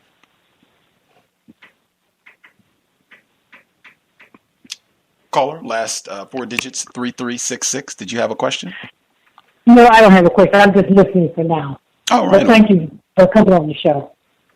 Right on. Good to hear from you. Good to hear from you. She was one of our listeners who heard your interview from this September, and she said it had a profound effect to hear such candor, particularly talking about your preferred minority status and just the outright contempt that white people have. The caller at 8562, did you have a question for Elena Herrada? No, Gus, I was just listening. Greetings, this is Puff. All right, on. Good to hear from you. Good to hear from you. Cool. Folks, I guess they're just listening, hopefully getting constructive information. You were talking about New Orleans, and we have a significant listening base down there as well. And we have talked in New Orleans about kind of a similar thing happening in terms of displacing black residents. And one aspect of, well, I guess you got a lot of the same things in terms of police harassment, and then you go in and you've got the school system. The city of New Orleans this academic year, they just turned all of their public schools. They are now charter schools. Is that happening in Detroit? This infusion of we're expecting that to happen in lame duck session this week or next week. Wow! And this is a shout out to people who are in the Michigan area. Eastern Michigan University has the contract with the Educational Achievement Authority. It's an interlocal agreement, which many people of goodwill are asking EMU, Eastern Michigan University, to cancel the interlocal agreement with the Educational Achievement Authority, which we consider to be a Jim Crow district. It has no right to exist. Eastern Michigan should terminate its contract with it. And anybody who is connected in any way to Michigan, contact EMU.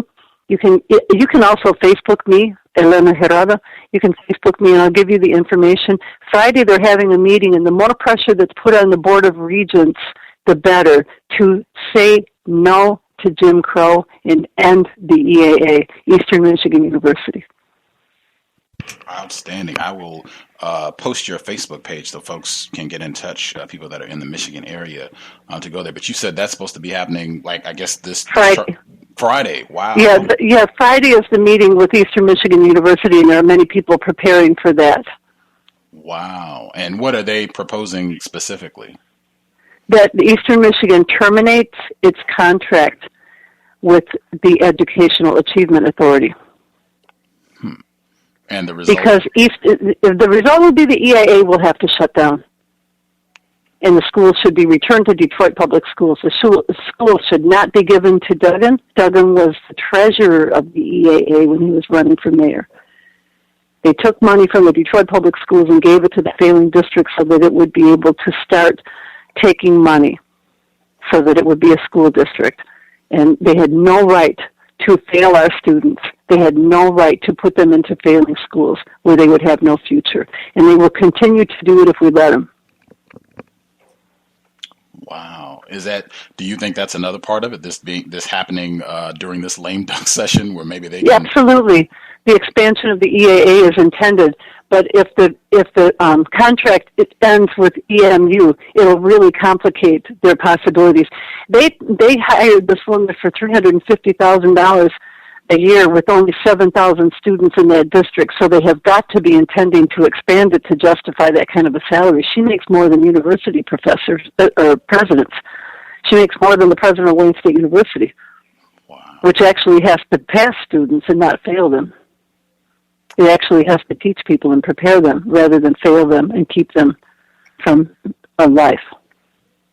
Wow. It's so unthinkable what's happening to the poorest children in Detroit. It's just absolutely heartbreaking when you think about them having to carry this debt so that somebody can line their pockets. It's not a debt. Even if it was a legitimate debt, who closes schools to pay a debt? Who forecloses on the future of a generation to pay anybody anything? Who does that? Like, you can't afford schools, you can't afford to educate the students.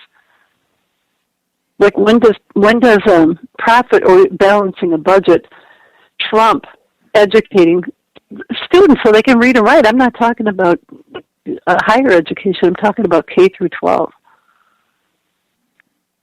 If they want to shut down colleges, that's one thing. Then that would be one thing. They're not a necessity. But K through 12, what plans do they have for our children if they're not going to be in school?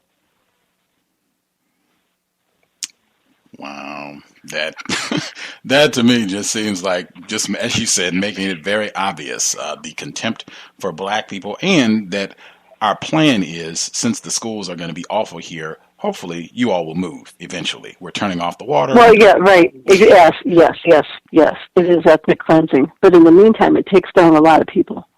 Totally.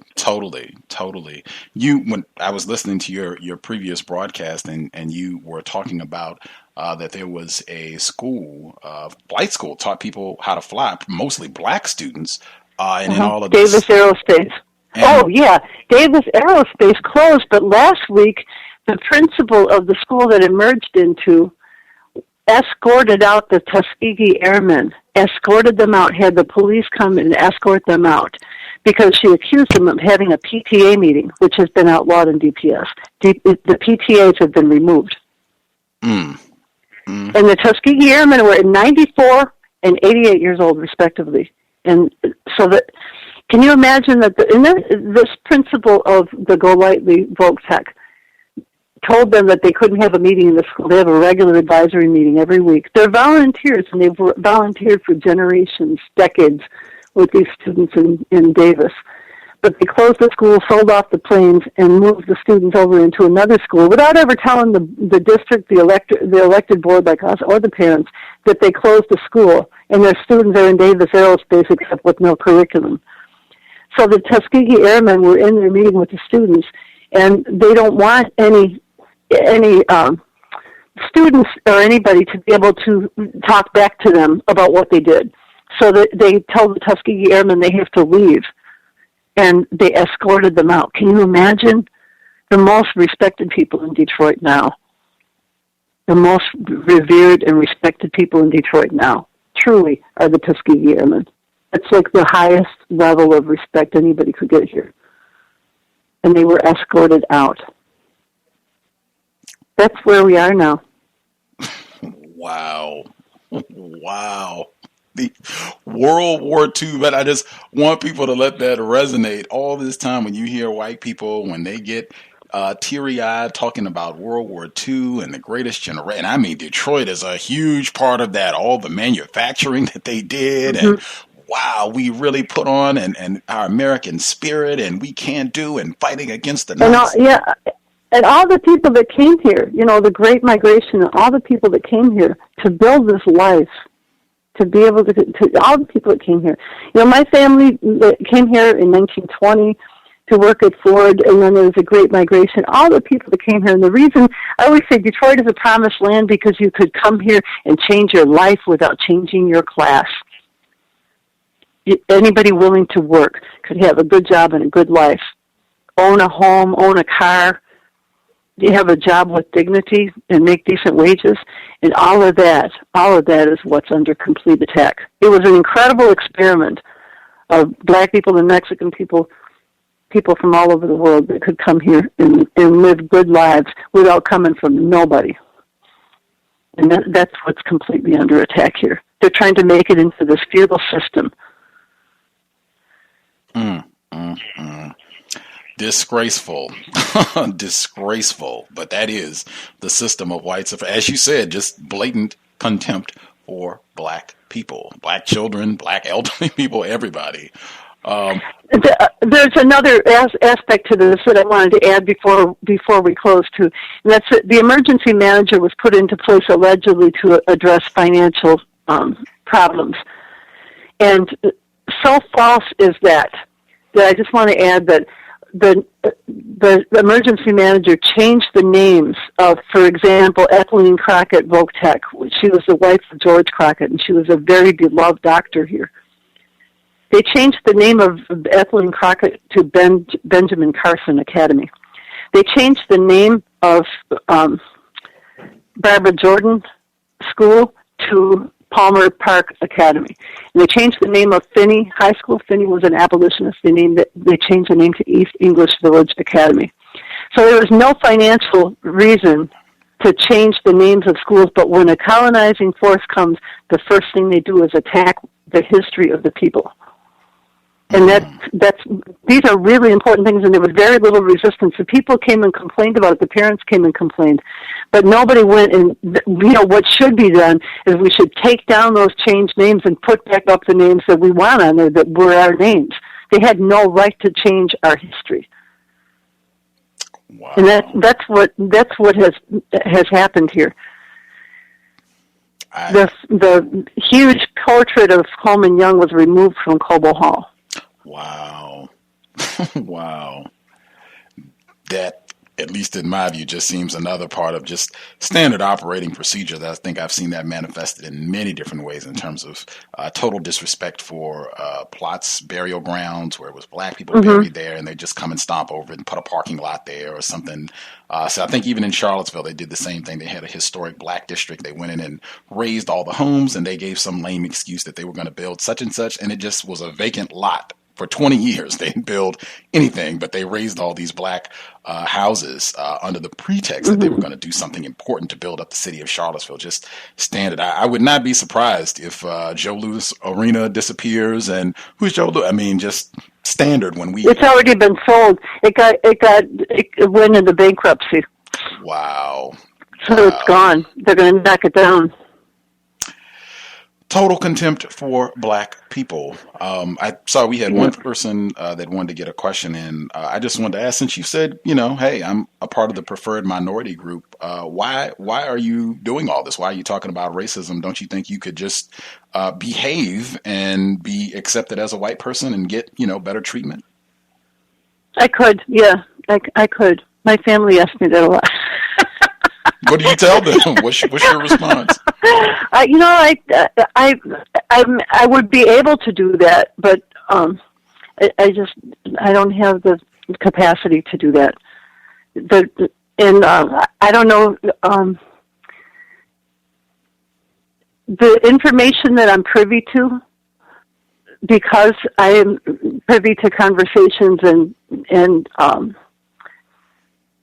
people that are able to impart these kinds of ideas and plans, makes me unable to be silent. On the face of it, racism to me is the greatest evil of this country. For the main reason, and it's as basic and simple as it sounds, is because you cannot do anything about the color of your skin. So no matter what you do, you're subject to this unfairness because of the color of your skin. So it's the most unfair. It's the absolute most unfair. And that's what's so vexing to me. And that's why I think that the structures of racism have got to be challenged and fought. We may not win, but we have to die trying.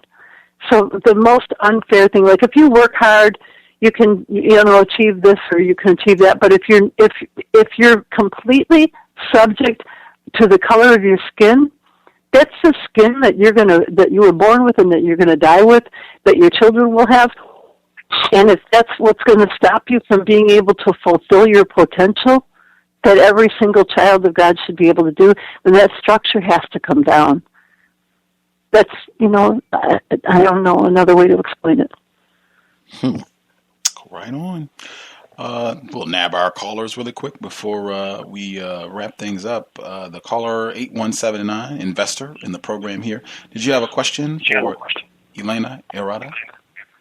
Hi, thanks for taking my call. May I be heard? Yes, ma'am. I did have a question really quick. Maybe you can just clear this part up. I'm from the Detroit area, and I heard on, I think it was Mildred Gaddis' show, one of her callers or guests was saying that the EAA received a loan through the DPS. It was either DPS or some Michigan Finance Authority. Are you familiar with that? Because from what I understood... Was it $12 million? $12 million? Yes. Yeah, well, they said it was it was a transfer of money from DPS, and they said it was a loan after it was exposed. And we have no idea whether it was ever paid back, but we do know that the EAA operated on Detroit Public Schools funds, and they seized our buildings, such as Mumford, that they get for $1 a year. So basically, they just stole Detroit money. Mm-hmm. Yeah. And we have no way of making them pay it back. That's what I wanted you. I'm glad, you cleared that up because, my mom, she stays in the Mumford area. Mumford has been around forever. And then they knocked the school down and built this, this beautiful structure. And I had no idea that this was the EAA district until they start, sending literature trying to solicit the children in the area to, enroll in the EAA. And then I saw and the principal last week was... Right, and you saw that the FBI is investigating the principal of Mumford. Yeah. For embezzlement and so they took the building and now the principal is under investigation. Yeah, so they can do whatever they want with Detroit money, and it would be different if this was anything but education. But this is the future of a generation. And this is what's so frightening about it. Nobody is standing up for our kids. Nobody is standing up for them. Those kids are put into a school district and told it's a failing district. Can you imagine? Yeah, it's based off of what I understand, it's a test experiment or whatever. Everything it's an experiment. Experimenting. And there's no say. There's no voice. The people have no voice. I hear people all the time, because I listen to the talk radio shows in the area, and I hear the people in the grassroots area just fighting, but it's just like nothing is happening. And Mike Duggan and Snyder, and they just come in and they're doing whatever they want. And it's just really sad and unfortunate because really the people just don't have any power. And I just appreciate you. And the people who should be fighting are not. Right. Exactly. Yeah. Exactly. But every day, even when I talk to you, then you're going to talk to somebody. When there's going to be a major meeting of people saying to the people at Mumford, "Do not send your children to this school. Keep them home. Keep them over here. Keep them out of Mumford." We have to say no to failing schools. It's a Jim Crow district. Keep your kids out of it. And if people say, "Well, where are we going to put them?" Keep them out until we figure that out. Don't give them to them. Don't hand these little bodies over to this machine. That's what we have to be able to do. We have to these are our beloved children. What are we going to do? What are we going to do when they can't read and write? What are they going to do? They're going to be completely predatory. What else are they supposed to do? And it's interesting because they force the people, I know like with Mumford, that's really close to the 8 Mile area. So there's a school district, the Ferndale School District, Hazel Park is right across that 8 Mile border in Oak Park. Mm-hmm. And so, they have open enrollment, so to speak, but there's so many guidelines with trying to get your children in the Oakland County schools, so they're forced to go to, like you said, you're either going to put them in these dungeon schools or just not put them in school at all. So it's just a bad situation here. It's really desperate. We have to be able to fight it, but even what we're doing right now, the communication that we're creating right now, is one more brick in our mortar. Whoever you are that's calling, I agree. Whoever you are, I hope you can find me. I hope you can come to a school board meeting, and that we can plan on how we're going to restore our schools. We can do this. We can do this. I'll connect with you on Facebook. I appreciate you coming. What's your name? Lynette. Okay. Lynette, and I'll connect with you on Facebook. Thank you. Thanks for taking my call. Thank you. Appreciate that. I'm posting her Facebook page right now. If you're on my Facebook, I'll tweet it out as well so that folks can access it, and folks in the area, you can get in touch with her. The caller is 6492. Did you have a question for Elena Herrada? Yes. Hello, everyone. I'm originally from that area in Michigan. I still have family back there, and I'm stunned.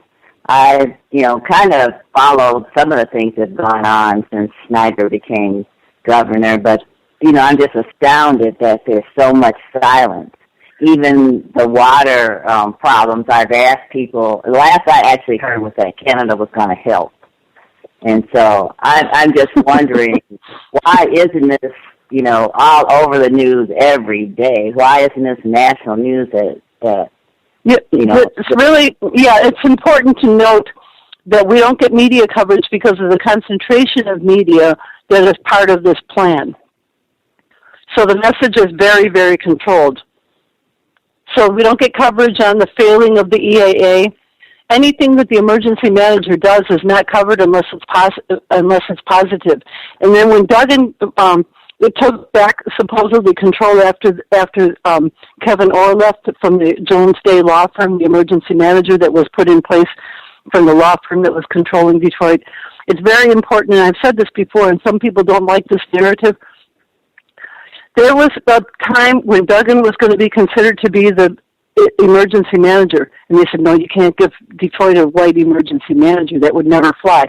So they found Kevin Orr, and they made him the emergency manager. Duggan was privy to those discussions. There's all those emails that came out that he helped choose the emergency manager. Then they made him the mayor, but Kevin Orr did everything bad to Detroit that was going to happen. Took the pensions, took Belle Isle, privatized the water. Kevin Orr did that. Bad black man did that. Then who's the mayor? Good white man, Mike Duggan. So Mike Duggan didn't have to do any of the dirty things. He was only hands off. He was silent, but none of those are associated with him. So now Kevin Orr is gone, but he's absolutely, even they have made the police commission so that there is no public oversight on the police, which was a major part of the charter. There would be citizen oversight of the Detroit Police Department. Then Duggan and Orr did away with that. So now their friends are over the police department. They appointed to it rather than have citizen oversight.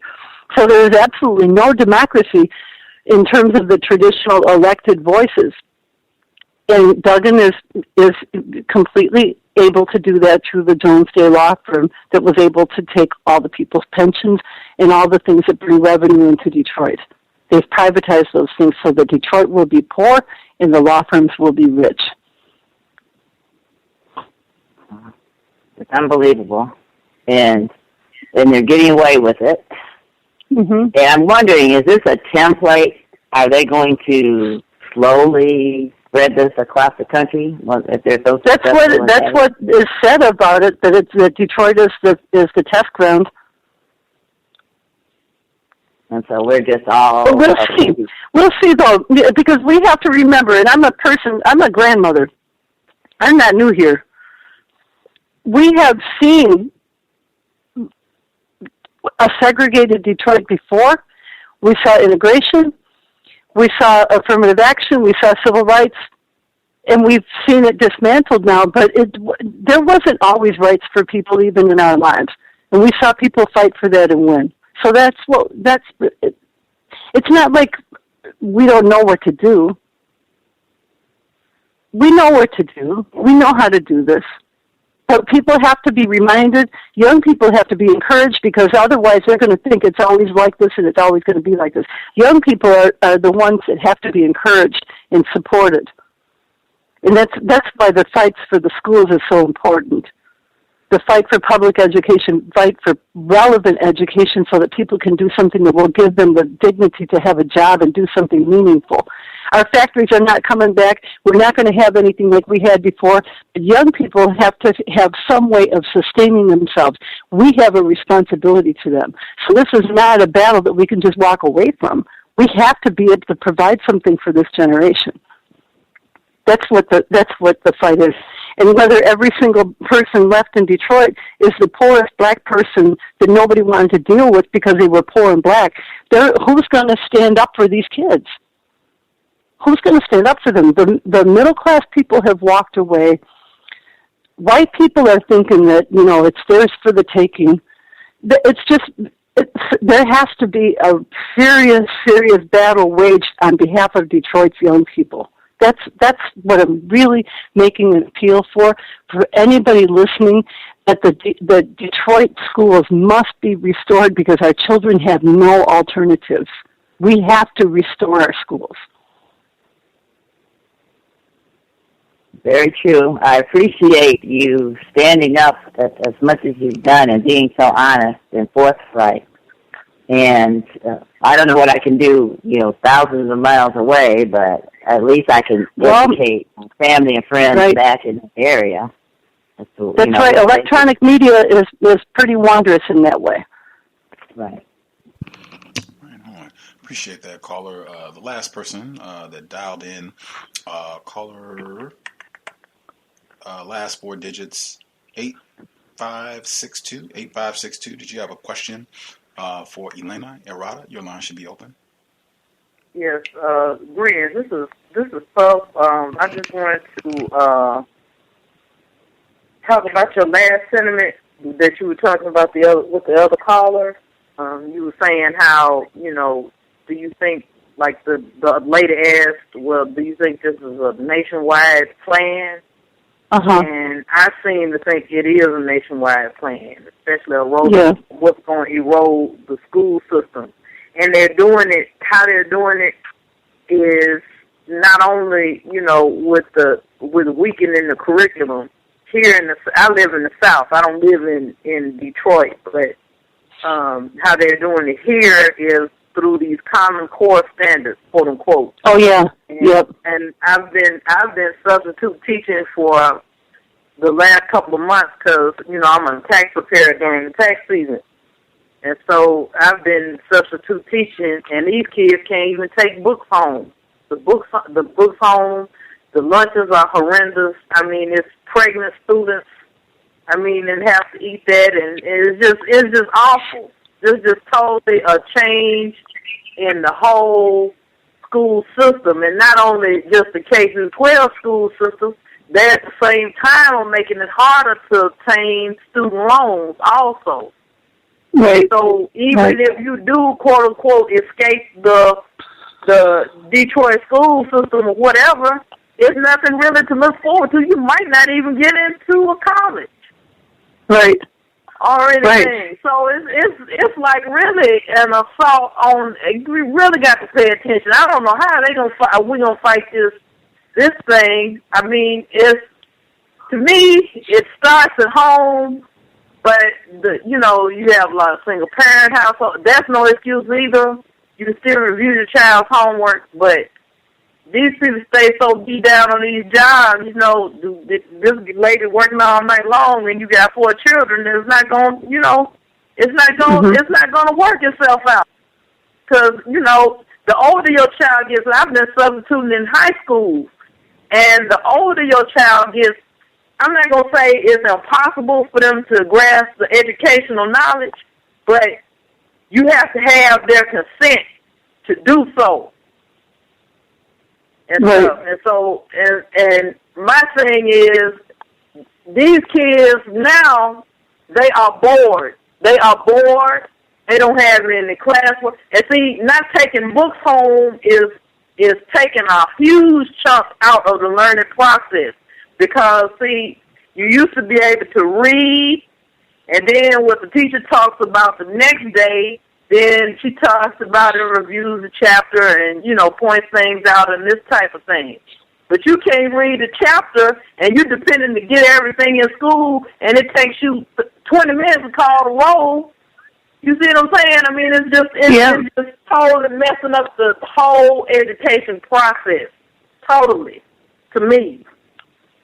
You're absolutely right. You're absolutely right. But it's because there's a plan to stop people from being able to think critically and be educated. That's really what at the heart of it. It's not just that all of a sudden there's no money for education. There's a plan. Yeah, and so this is what we're going to have to. Yes, it is. There's a plan toward privatization, which means that the government no longer gives it and passes through the state and gives it to the city. It's private organizations like charter schools that want to swoop in and get the money. And with no tax base and stuff, it's going to be crumbling schools. You're going to be teaching in a freezer. Yep, that's exactly what's happening here. They just seized 77 buildings from Detroit Public Schools and gave it to the city. 77 buildings, and many of them were in good condition. They just put the students out, closed the building, because these are neighborhoods that they want to take over. And they gave the buildings to the school, to the city. They could be turning them into lofts, into little multi-purpose blah, blah, blah, but they used to be schools for our children. This is like really, they're like sacrificing our children for the gentrification and the changes that are coming. This is really what's happening. And the more people talk about it, like what we're doing right now is helpful for people to understand that this is a national thing. Common Core is a national scam. That students are not allowed to bring their books home is a deliberate attempt to make them fail. Where's the money gone for the books? It went into the pockets of the charter operators. People need to understand this as a scandal that it is. Every time somebody speaks up like you're doing right now, we're talking to thousands of people that are lighting up. That's the magic of what we're doing. We have to be able to communicate, and if this is how we're teaching now, then this is how we're teaching. We can't do it through a textbook. We're going to have to find another way. But we have to be able to communicate the truth. And that's what's really helpful about having these conversations. Right on. Appreciate that, Puff, and all the other folks who dialed in. As I said, I posted, as folks are getting their questions in, I posted Miss Herrada's Facebook page on our Facebook. It's right with the event, so you can go connect.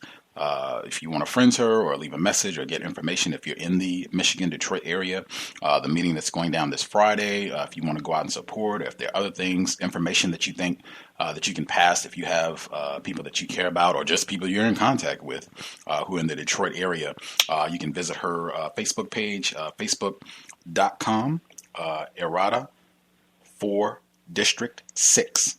It's HERRADA.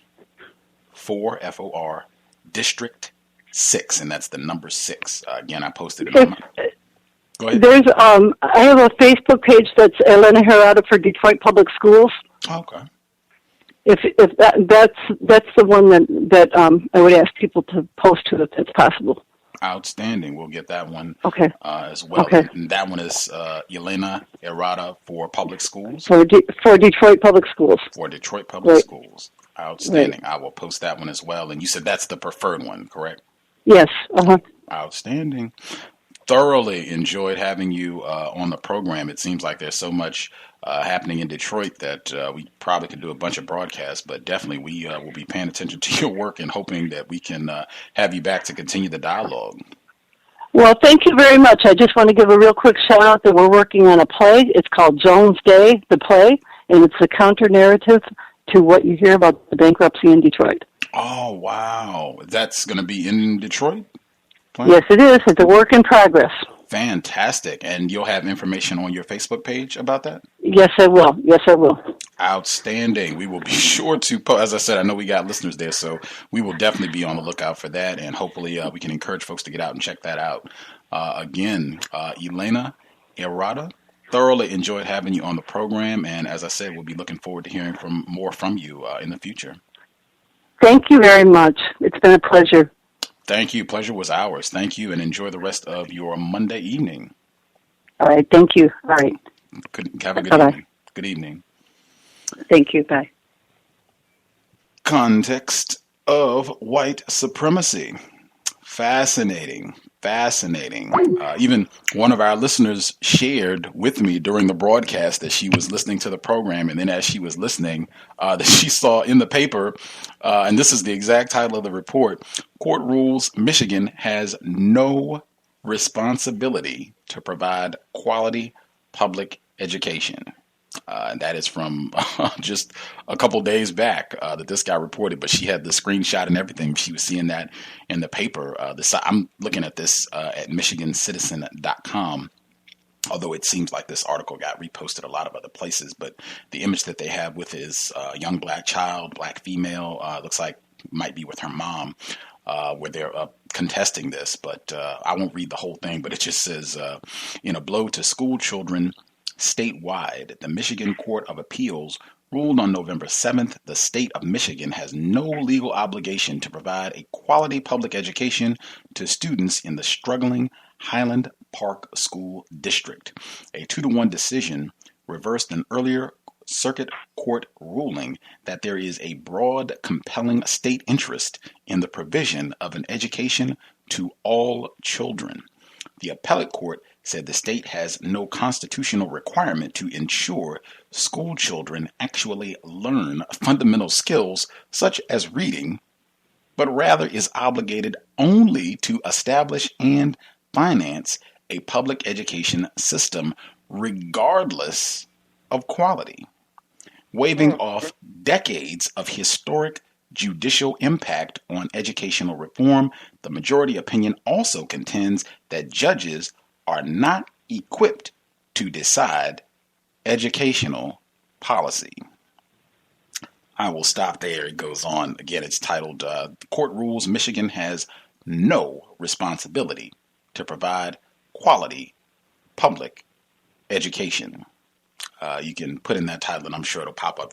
I'll link it on my Facebook page, but I'm sure if you put that in, you will have no trouble tracking it down. And I would just restate what Ms. Herrada shared with us. I cannot imagine at any time, in any place, if this was a predominantly white area with white children, that they would be doing this, saying, hey, whatever. We don't have no obligation to educate these children, whatever. As long as the school is there, regardless, irrespective of the quality of academics that are going on, you got your building, do whatever you're going to do. That's that. I cannot imagine them taking that sort of view with white children. That seems to be something that they look exclusively to target and terrorize black people. As she said, total contempt for black people, black children, older black people, elderly black people, whatever. All of you, all of us mean absolutely nothing. We will take a quick commercial break. If folks have comments that they want to get in about what they heard about the program. I know we do have folks who are listeners in the Detroit, Michigan area. If you all have comments that you want to get in, that's fine as well. And then we should have time where I can get in my thoughts on the Chris Rock piece as well. But we should have ample time to cover all of that. So we will be right back. Quick commercial break and we'll return. Context of White Supremacy.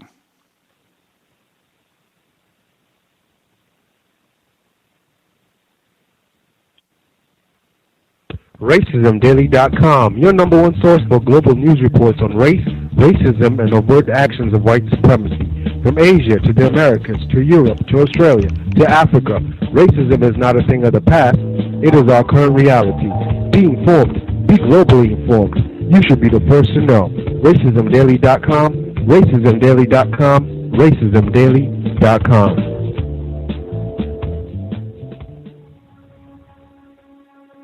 Is racism hurting you? On issues of race, are you unable to speak, think, and act with clarity and confidence? Are you tired of laughing when nothing is funny, smiling when you are not happy, agreeing when you really disagree?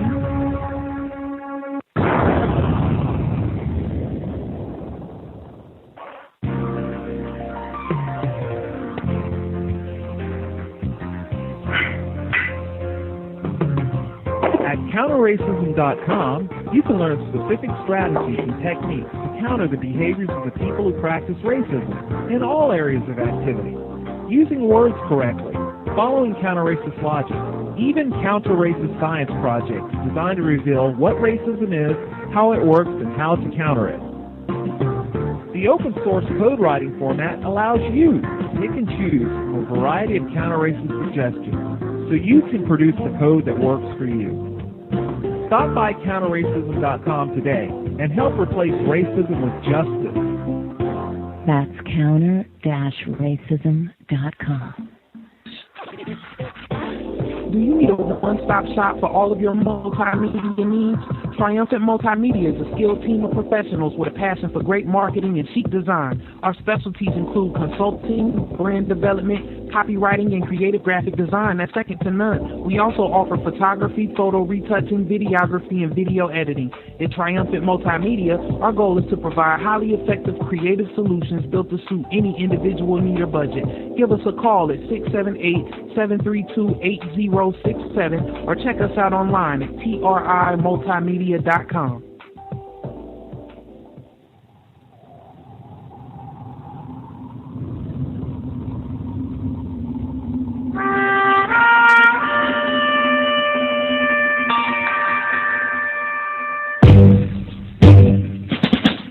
Hi everyone, welcome. This is Justice with the C.O.W.S radio program. If you want to learn about, understand, and counter racism, white supremacy, be sure not to miss a C.O.W.S episode. We keep them jammed, packed with constructive information to sharpen your use of words to help eliminate the system of racism, white supremacy, ASAP. Also, to be able to invest in my counter-racist efforts, co-hosting the C.O.W.S radio programs, please visit my blog, justdojusticetoday.blogspot.com.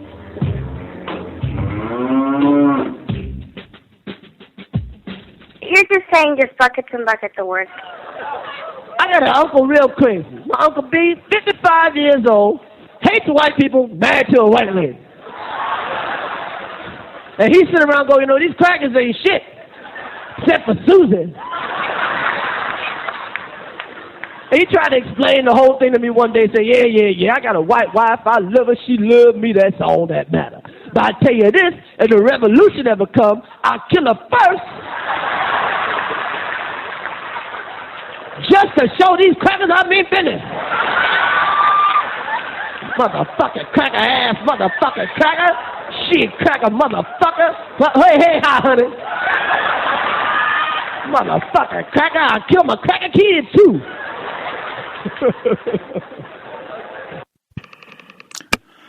Right on. I'm just trying to find if they had any website online to confirm what she said about the Detroit NAACP chapter going shopping on Black Friday, where they got a bus. I just, that is... Whew, the system of white supremacy has done a job on us. I have not been able to track down a site where they are able to confirm that did take place, but she did report that. If I'm not able to find it, or if anybody else, if you can't track it down to confirm, I'll email her and see if she knows whether or not that did take place. At any rate. The website, the Facebook page, she requested that folks go to her page, which is Elena Herrada for Detroit Public Schools. That is the site that I gave out.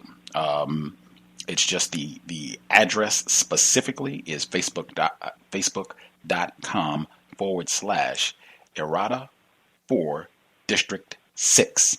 It's HERRADA for FOR District 6, and that is the number 6. So if you put that in, it'll pop up. Presumably, you should also just be able to put in Elena Herrada for Detroit Public Schools, and it should pop up. It seems like she posts information, the play that they're putting on to give out accurate information about what led to the quote-unquote bankruptcy in Detroit. That would be fantastic as well for folks who are in the area to go check that out to combat some of the misinformation, but hopefully of some value to folks listening in, the details that she shared for the evening. Again, we are fundraising until the end of 2014. Invest if you think the program is constructive. Racism-notes.blogspot.com. Racism-notes.blogspot.com. PayPal is in the top right corner. If you are not feeling PayPal, drop us an email and we will get you a mailing address to support the broadcast. Definitely want to thank everyone who has invested down through the years, who have kept us on the air for almost 6 years. Hopefully folks have gotten some constructive info that's helped them become a bit less confused about what racism is and how it works. Thanks again, and we will keep at it. If folks have any comments before we move off, if folks have anything else they want to touch on, but if folks have any comments on specifically what they heard from Elena Herrada about the situation in Detroit, feel free to chime in. I felt compelled to mention the broadcast that we did. I think it was just like 2 days after Michael Brown Jr. was shot and killed, that we had the program. We were talking about Detroit, specifically the book Arsenal of Democracy, where it details all of the white supremacy and terrorism that black people were subjected to in Detroit and in the Michigan area on the whole. And I remember specifically that one of the things that stood out most to me from that book, Arsenal of Democracy, and it talked about the role of white women, how you had 2,000, and that is not an error, that is emblazoned in my brain, 2,000 white women going on strike because they were going to hire, I think it was something like 6 black females, and they didn't want them using the same restroom. They didn't want them eating in the cafeteria with them. They didn't want them there, period. But you had tons of this all over Michigan. And we even talked in the book where you had white people who were giving sermons, the religion of white supremacy on the job because they were upset that they had hired these niggers. But Arsenal of Democracy just stuck in my brain, in addition to the 1943 race riots and then what happened during the 1960s. The 1943, that should be accurately categorized as white terrorism, not a quote-unquote race riot where white people were furious because black people were moving into a residential area trying to be homeowners and a part of the quote-unquote American dream, and they were furious and went out to start killing black people. We talked about that in Warmth of Other Suns as well, but all of that came to mind as we were doing the broadcast. Anywho, folks have other things that they would like to share on what we were talking about. Feel free, the folks who dialed in with a hand up, your line should be open.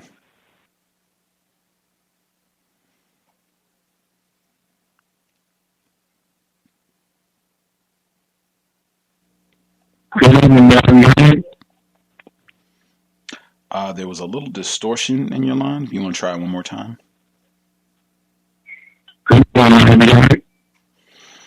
I can hear you. I don't know. It sounds distorted a little bit. I'm not sure what the problem is with the clarity. If you want to try it again.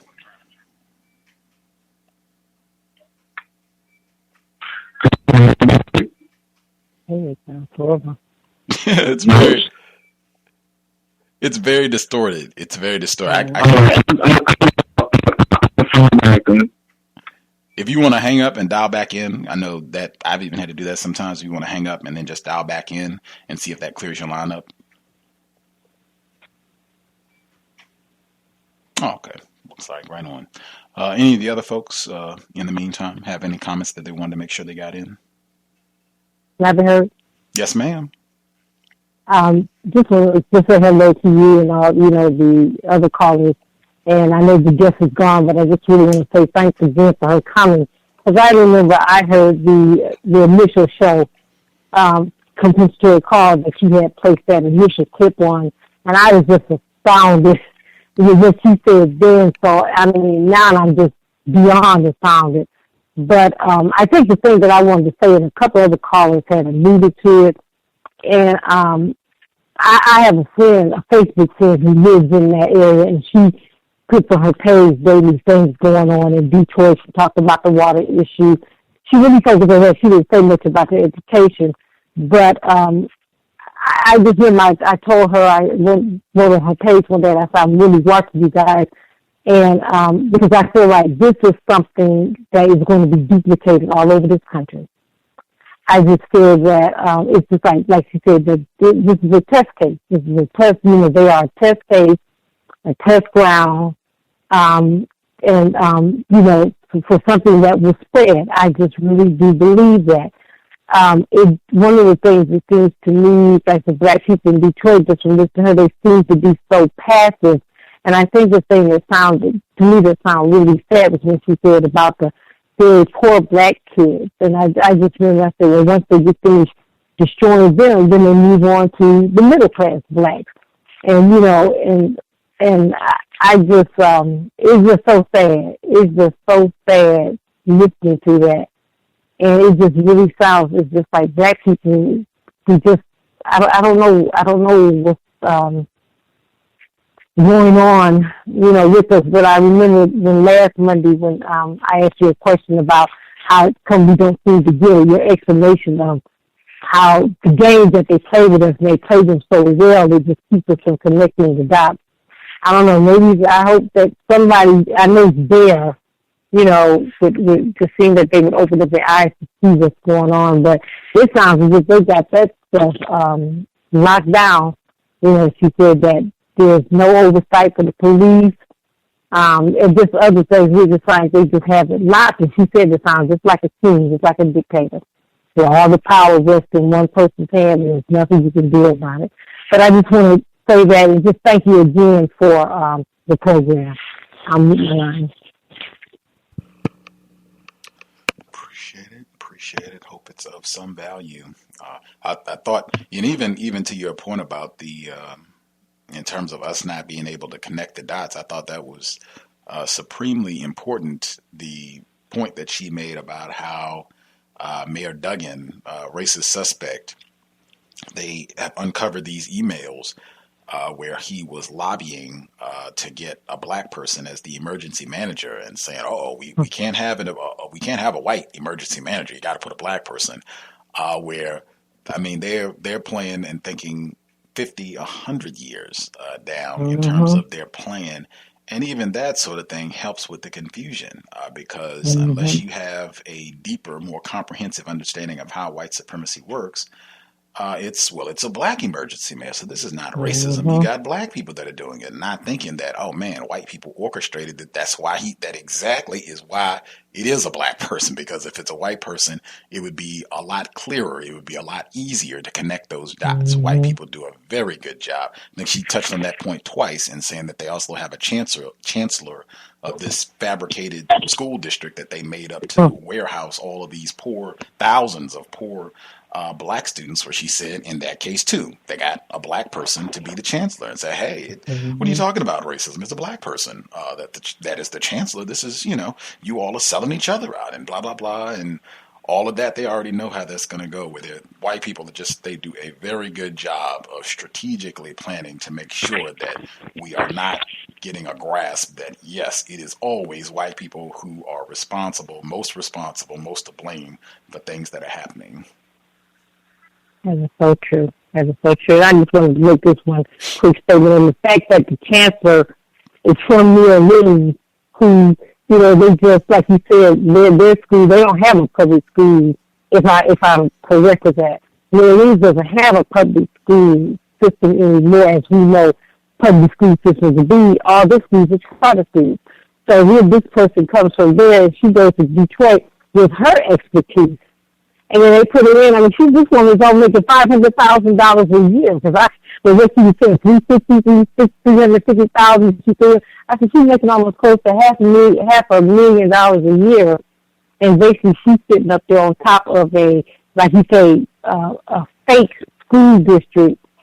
And then it's really sad looking at black kids being destroyed. I don't know. I'll move my line. May I be heard? Let's get the female caller first, but I heard you as well. Oh, surely. And you're clear this time. I'll be brief because I already spoke, but I'm from the Detroit area, and I just wanted to just encourage the listeners to pay close attention to what's going on here, because as has been mentioned before, a lot of the things that's happening here is just being tested out so it can roll out in other parts of the country. We've especially with this bankruptcy fiasco that's going on here, the emergency managers, the school takeover, I mean, they're really doing a number on the city, Detroit. And what's really interesting, Gus, you kind of mentioned it briefly about how they're really masters of confusing the people here. I just remember when Mayor Duggan was running for office, and I can't vote in Detroit because I live in the suburban area, but I have, family there. And I just remember the confusion with a lot of the seniors because he was a write-in candidate. I mean, it was like literally it was a big fiasco about how he got elected, and they were taking him to court on, he didn't even live in the city, and it was just a lot of confusion. But there was another person that ran with the same last name. It was like Duggen and Dugan, and oh my goodness, it was really amazing how there was no possible way that he should have been the winner at the end of the day. But they do a good job of pitting, giving all the media to the corruption from the black city officials, where they will blow it up. That's all you hear on the local radio, the local news outlets here, which, most people, when you go in neighborhoods and you talk to people, they don't want to trust their own. But yet and still they want this, white guy to come in and save the city when he has a track record of lying, stealing, cheating, and things like that. But, they put him in, and he's, doing all the stuff to try to, bring the city back. But basically what they're doing is clearly taking over, and they're doing a good job, and they're doing it right in our faces, literally. So I just wanted to encourage the listeners to pay attention to anything you hear about what's going on in the city of Detroit, because they are definitely just making a blueprint for what's going to happen in other parts of the country. Yes.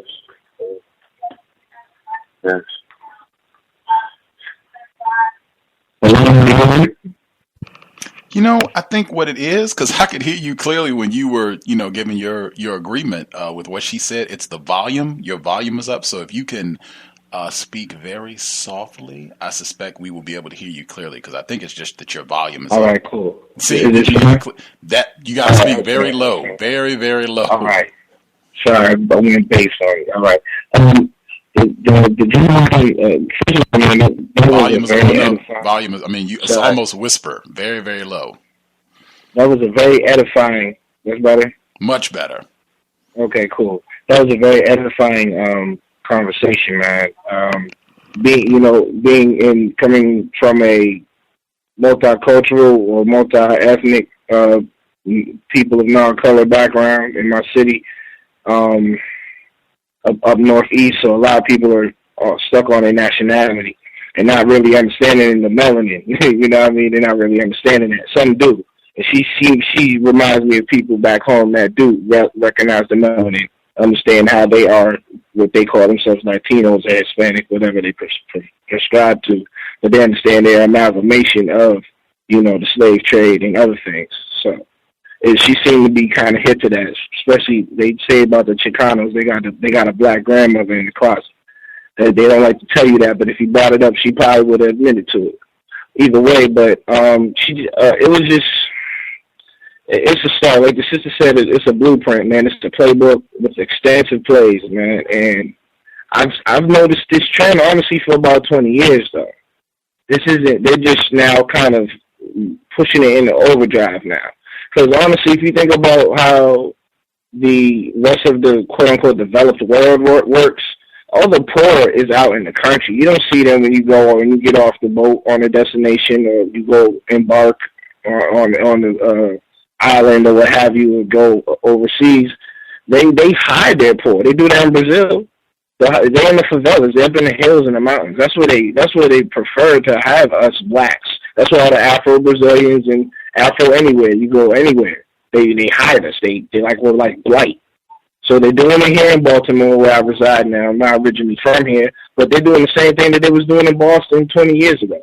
They're taking all the historical stuff that we used to have, the brownstones, and they're calling it urban removal, which means what? Negro removal.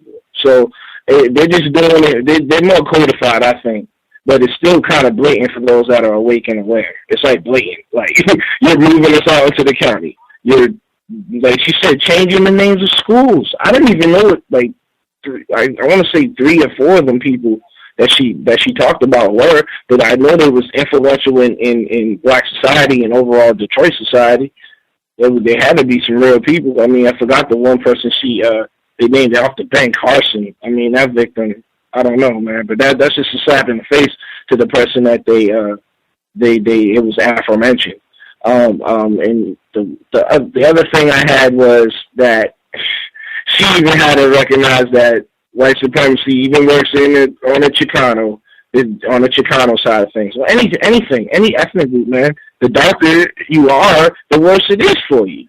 She admitted it. You know, she understood she was Latino, yeah, but she's fair skinned, or what they call fair skinned. She's white. White, you know, by her parents seeing her. You know, she didn't have a Spanish disposition about her, which is, I guess you could call I don't mean it as an epithet or whatever. Some people have flavor. They have melanin. They have flavor. That's how I describe it. It may not be codified, but I grew up with them, and I know some intimately. And if they recognize they got that Latin blood, that's why they do the salsa, the merengue, all the drums. If they understand that, then we cool. We on the level. But I do appreciate her, you know, actually standing up out there. But we don't know enough about Detroit. But they're doing it in Baltimore. They're doing it in D.C. We can go on and on and on. Because, like I said, we behind. They're not number one. They're not up with their kinfolk when it comes to putting Black people and poor people out where you can't see them and having this big metropolis for all whiteyville. I mean, my line.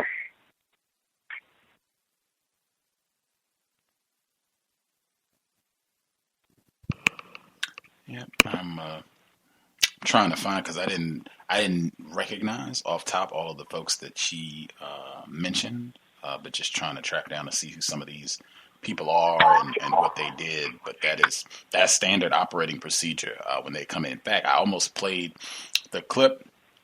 I think it was from 2000, like July of last year, where in Detroit they went and dumped. Trashed, I think they said it was like thousands of Black books. It was at this a local school. I don't remember if it was a high school or middle school, but this was like last July. But they just trashed them. Just went and put them in the trash and said, we don't have space for all this and maintenance. You know, just dump it.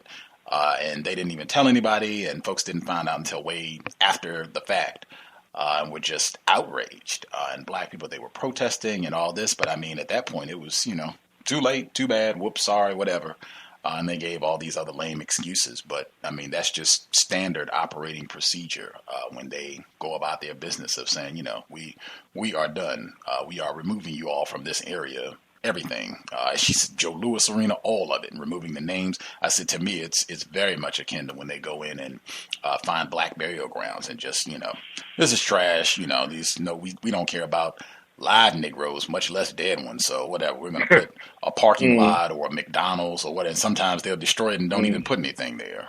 It's standard operating procedure, and to me, very deliberate, because I think she used that term in the previous interview, that this is being done deliberately, that you can't even say that this is the result or the product of white ignorance. This is intentional, deliberate, willful racism, white supremacy, contempt for Black people being doled out by whites in Detroit.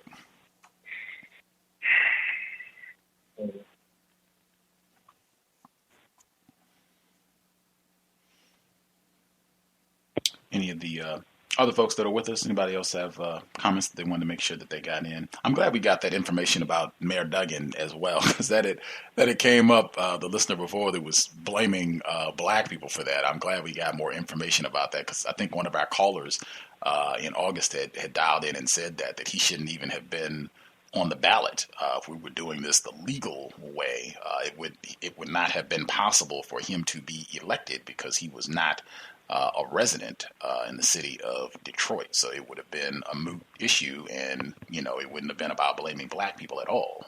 But if someone is going to be blamed, it should be the white people who allowed him to run in the first place, not Black people. They would have let Peter Pan run for office, man. These people, they're just nefarious, man. I have to laugh to keep from getting my blood pressure up, man.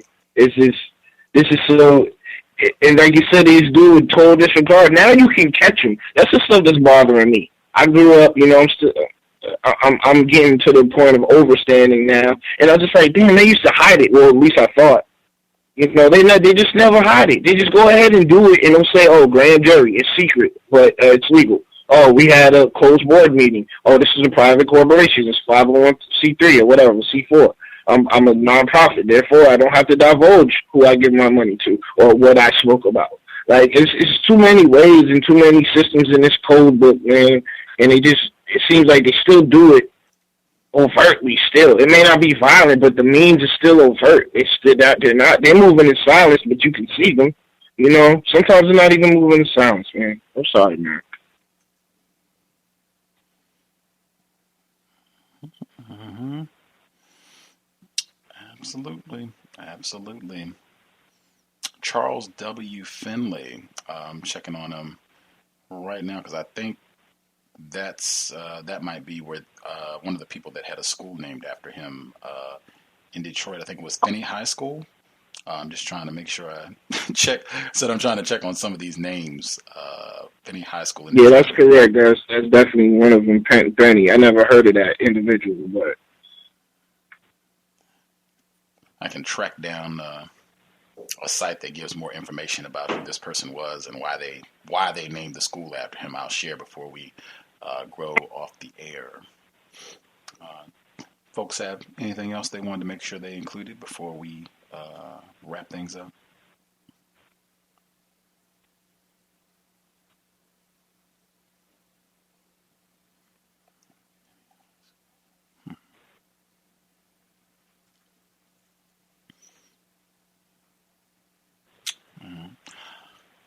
Assume folks are, the other person, everybody who dialed in with a hand up, your line should be open if you had something you wanted to make sure you shared.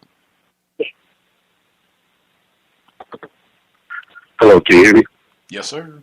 All right, Gus, this is, my name is Tyrone. I'm from the East St. Louis, Illinois area, across from St. Louis. Good to hear from you, sir. Oh, thank you. Long-time listener, first-time caller.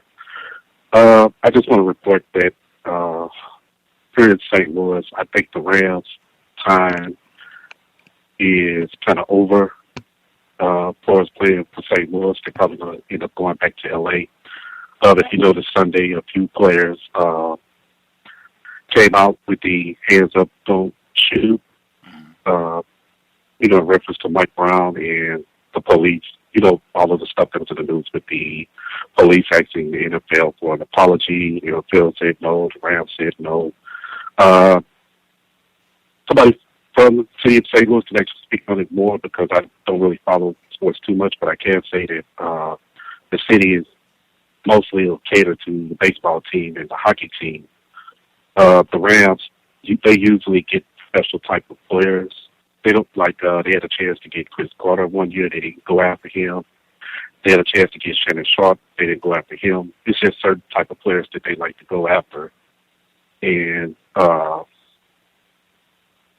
think that they've been asking the city for money to fix the stadium or to rehab the stadium, and the city's been kind of funny about it. But now, after what occurred Sunday, nobody's really talked about the Rams winning 52-0.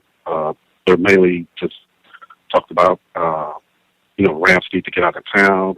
One sports bar said that they're no longer supporting the Rams. They're going to have Kansas City Sundays from now on. They're going to support the Kansas City Chiefs football team. So that's clown.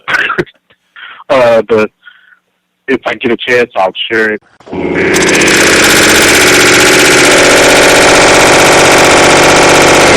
They're going to be cheering for Kansas City Chiefs, and a lot of the fans here are just really upset. So I would rather for them to go anyway because they can, do business the way that they need to, and probably to be more relaxed as opposed to being here in the St. Louis area because it's a different type of environment, before the Mike Brown situation, So I just wanted to, report that part of it. Appreciate that. That's all I have. appreciate that. Yeah, I saw that yesterday. I don't, and the wild thing, I have no idea, like, who won the game. I don't even know who they played yesterday, like the Rams. Like, none of that got reported at all. All it was, these niggas had the audacity to come out here and act like they are going to empathize with this dead black child. Oh, the thugs, and you think we're going to play money to see you niggas got here and do that? Oh, the disgust was rampant online. I posted when I saw. I didn't know that it was going to turn into that big a deal because it wasn't like the whole team did this. It seemed like it was just 5 players. But I didn't see until later on that this became a big thing where people were really upset about this. The statement that was released from the St. Louis Police Officers Association, I think this was a group that was probably, I had to go back out to double check, but I suspect this is one of those groups that went out and helped Darren Wilson get all this money. But they wrote, the St. Louis Police Officers Association is profoundly disappointed with the members of the St. Louis Rams football team who chose to ignore the mountains of evidence released from the St. Louis County Grand Jury this week and engage in a display that police officers around the nation found tasteless, offensive, and inflammatory. 5 members of the Rams entered the field today exhibiting the hands up, don't shoot pose that has been adopted by protesters who accused former Ferguson police officer Darren Wilson of murdering Michael Brown. The gesture has become synonymous with assertions that Michael Brown was innocent of any wrongdoing and attempting to surrender peacefully when Wilson, according to some now discredited witnesses, gunned him down in cold blood. The St. Louis Police Officers Association business manager Jeff Rorda said now that the evidence is in and Officer Wilson's account has been verified by physical and ballistic evidence as well as eyewitness testimony, which led to the grand jury to conclude that no probable cause existed that Wilson engaged in any wrongdoing. It is unthinkable that hometown athletes would so publicly perpetuate a narrative that has been disproven over and over again. Rorder was incensed that the Rams and the NFL would tolerate such behavior and called it remarkably hypocritical. All week long, the Rams and the NFL were on the phone with the St. Louis Police Department asking for assurances that the players and the fans would be kept safe from the violent protesters who had rioted, looted, and burned buildings in Ferguson. Our officers have been working 12-hour shifts for over a week. They had days off, including Thanksgiving, canceled so that they could defend this community from those on the streets that perpetuate this myth that Michael Brown was executed by a brother police officer. And then, as the players and their fans sit safely in their dome under the watchful protection of hundreds of St. Louis's finest, they take to the turf to call a now exonerated officer a murderer. That is way out of bounds, to put it in football parlance, Rorder said. The St. Louis Police Officers Association is calling for the players involved to be disciplined and for the Rams and the NFL to deliver a very public apology. Rorder said he planned to speak to the NFL and the Rams to voice his organization's displeasure tomorrow. He also plans to reach out to other police organizations in St. Louis and around the country to enlist their input on what the appropriate response from law enforcement should be. Rorder warned, I know that there are those that will say that these players are simply exercising their First Amendment rights.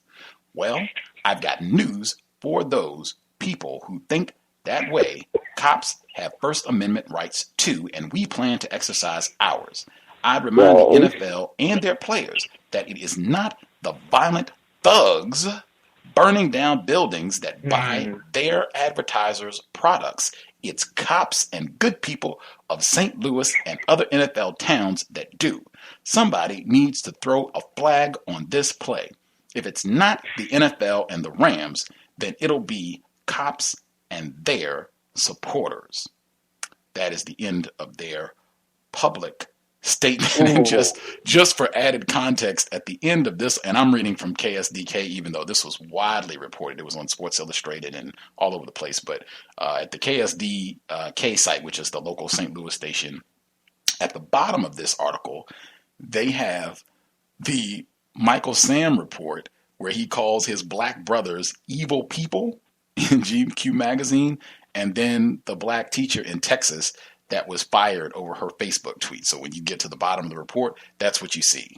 Michael Sam, my black brothers are evil, and this black female teacher who was fired over her Ferguson tweets. But that all came out yesterday, and they have some interviews from the players where they're asked about why they did this and all the flack and all of that. But that I'm looking for William Roden. For folks who know, he wrote Blackmail. He wrote $40 Million Slaves. I'm very curious if he's going to write an article on this. I looked at the New York Times today, and he was talking about Ray Rice. But I suspect he will have something to say about this before the end of the week.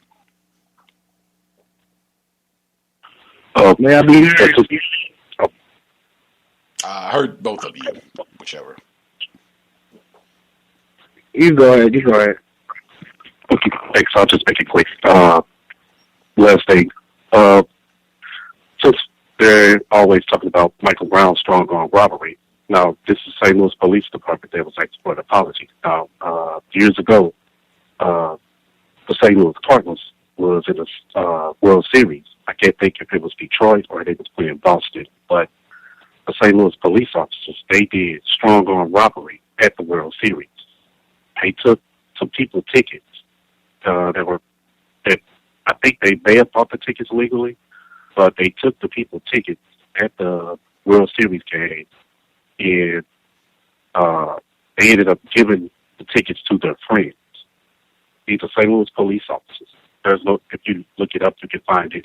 They took the tickets. The way that people found out was that they had friends that was at the World Series games. They went and found the seats and found that the police officers had given the tickets to some of their friends or whoever. But the prosecutor didn't look into it. The mayor didn't really want to look into it. Nobody looked into it because I think the people that they gave the tickets to were maybe possibly movers and shakers of the city. But that's all I want to share. Thanks. Okay. Yes, may I be heard? Yes, sir. So, Brother Gus, was that the FOP or what, like thereof statement? Was that it? Their official title is the St. Louis Police Officers Association. That's the official title. Okay, so they're just under the umbrella. Okay. So, man, they are gangsters, guys. I mean, honestly, and that's no euphemism, man. That's exactly what it is. That's a description for them. They are the biggest gang in America, other than the federal fighting forces. I mean, did you hear the just absolute authority? That's what they like to flex. They would say they have the authority, vested in them to oppress you. But I mean, they actually sounded like it too, man. I mean, it sounded very, very convincing. Like, I'm scared poopless, man. I mean, really. That's how we're gonna. They feel so authoritative that they can discipline players for millionaire players. That play that aren't beholden to them or any of that. They feel like they can discipline them. I mean, it wasn't any code words in there. I didn't hear any code speech there. I mean, they're talking about, fines and of the like, man. And what are the brothers gonna do? Because they know once they get off that field, they can be the next one shot. Or he was gigantic. He was superhuman. That's how they look at us, though. So I think we need to look at ourselves like that too, because they do really look. They're in all of us in our genetics. Oh, what kind of creatine? You using creatine? You using this? They want to know what you do when you work out. They just want to know about you. They're intrigued about us.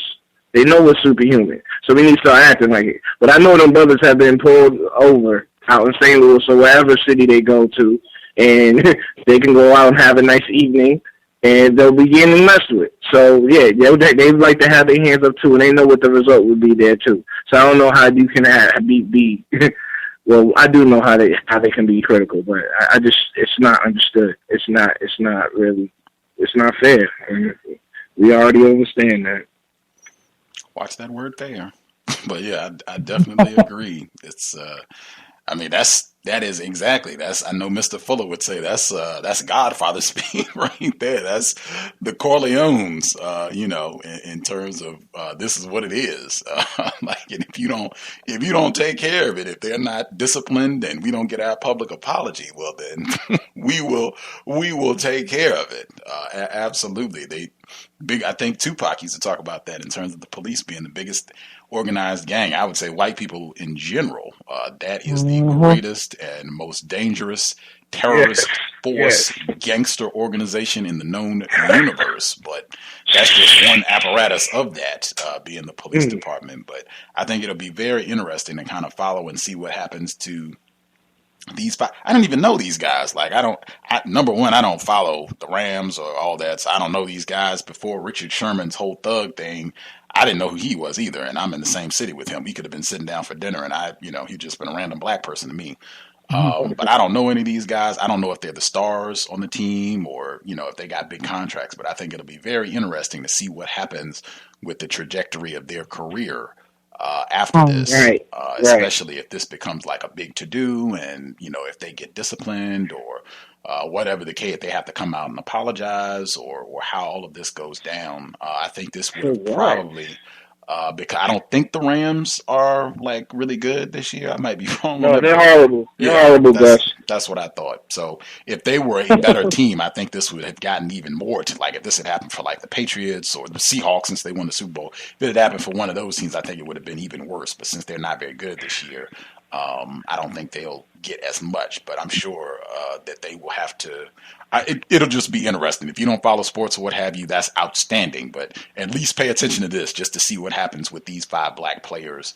And even if some of their white teammates, if they say anything about, displeasure or why this was done, just kind of track, to see what happens over the next week or 2 weeks. I think they're playing the Seahawks in a week or so. So I'll pay attention to see if they talk about it on this end. But yeah, that's... Look out for William Roden, too, because I'm sure he will have a comment or two if he's not doing some interviews. At least he writes for the New York Times, so you can check his column there to see if he has anything to say about this. Okay.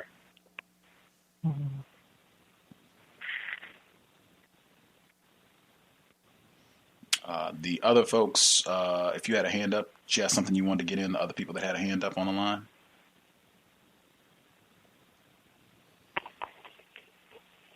Can I be heard? Yes, sir. Yes, greetings to everyone and the host.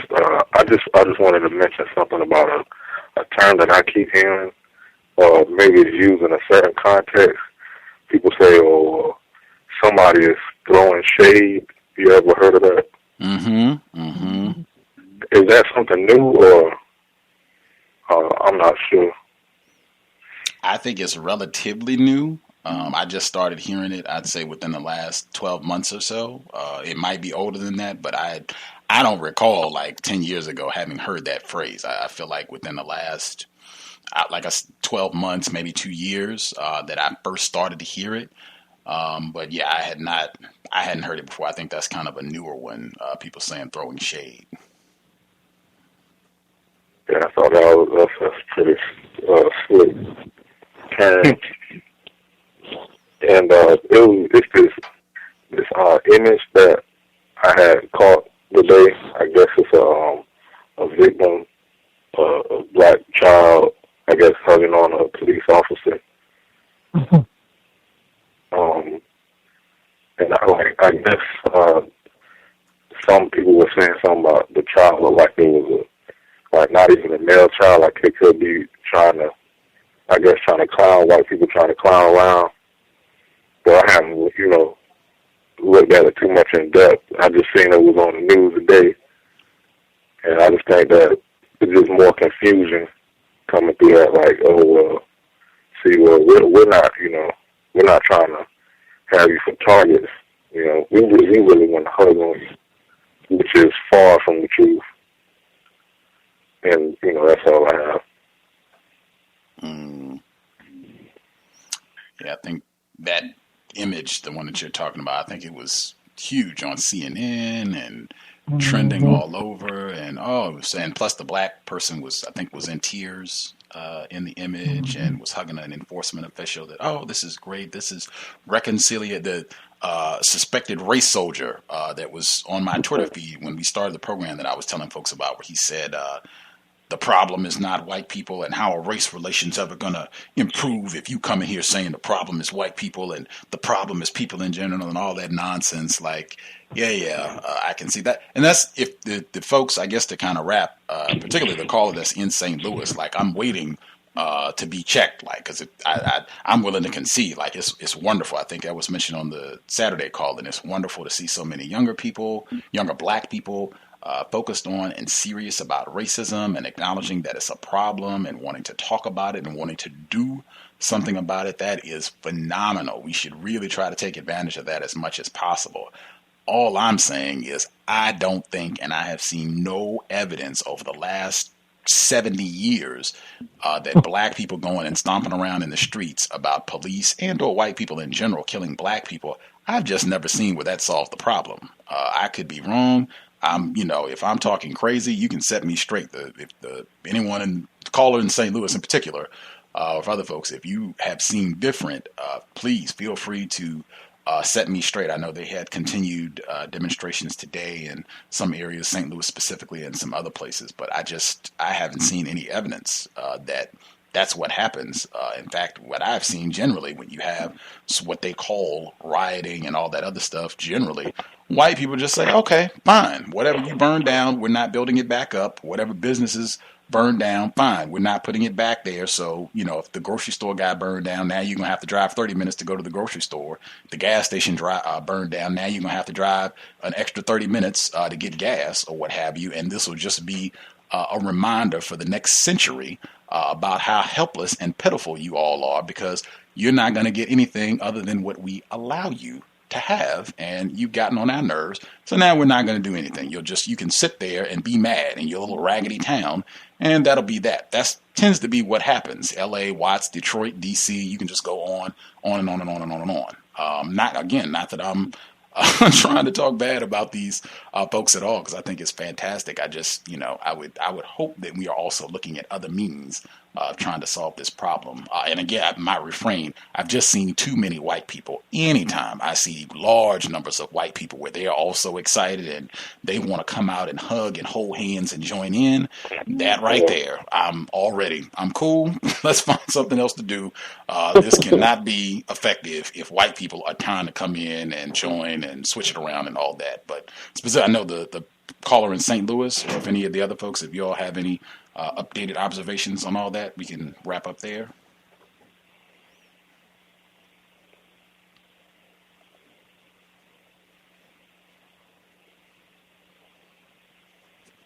Have you heard? Yes, ma'am. They are protesting in your hometown right now. There's police. There's a whole lot of police out there, and it looks like trouble. I don't know how far you live from downtown. It says something about 8th Street. I will check. Seattle is not my hometown, but that's your hometown. You're where you live. Adopted city, yes. Current city of residence. But even that right there, I mean, I already know if it's in Seattle that it's gonna be a whole lot of white people. Like I don't need to go. I don't need to read the footage or. Oh God, I'm looking at the. I'm gonna check it out. I'm just saying. I know Seattle. I know the demographics of what's happening here. If there's a protest, it's gonna be a whole lot of white people out. In fact, if folks remember.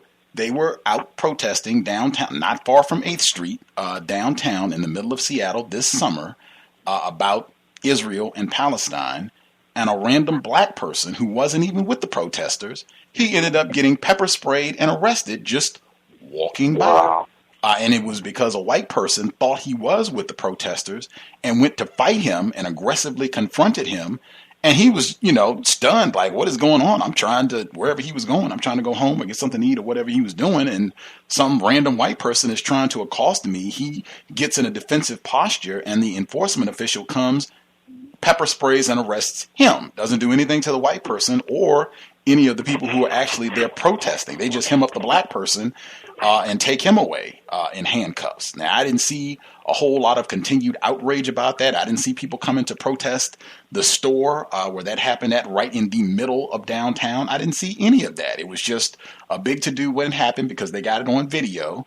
It happened. I didn't hear anything about the officer being arrested. And I think it was just like a mall cop. It wasn't even Seattle police that did this. They didn't say anything about this person being reprimanded or fired or anything. They just, oh my God, look at this. This is terrible. And, moving forward to whatever else we do. So I would cite that one. But just, I know the demographics here. It's going to be a whole lot of white people. And there's no way you're going to convince me that anything where you got half or 40% of the people that are participating are white, that this is actually something that's going to be, sincere and meaningful in working against racism. I do not believe that. I've never seen that to be the case. And they, on the same page, I'm looking at King 5, that's the local Seattle, king5.com. They have Jesse Jackson, victim, calls for racial and gender equality in tech industry. Got to make sure we include white women. But the protest, I'll just read really quick if folks have anything else they want to get in on. This looks like all white people, what they're showing. It might be one or two black people, but this looks like it might be predominantly white, which is not surprising because there's so many white people here. It says a group of protesters gathered in downtown Seattle on Monday night, 1 week after the Ferguson decision, shouting "No justice, no peace" and "Hands up, don't shoot." About 70 people marched from Westlake Center, that's like right in the middle of downtown. Police officers were out in full force with riot gear at the ready. A brief confrontation arose when police held a line and wouldn't let protesters pass, but the situation was resolved without incident.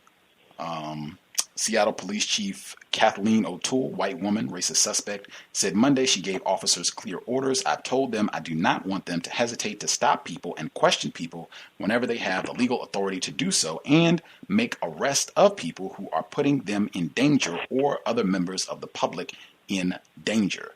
I can just comment on this. That is not going to accomplish anything.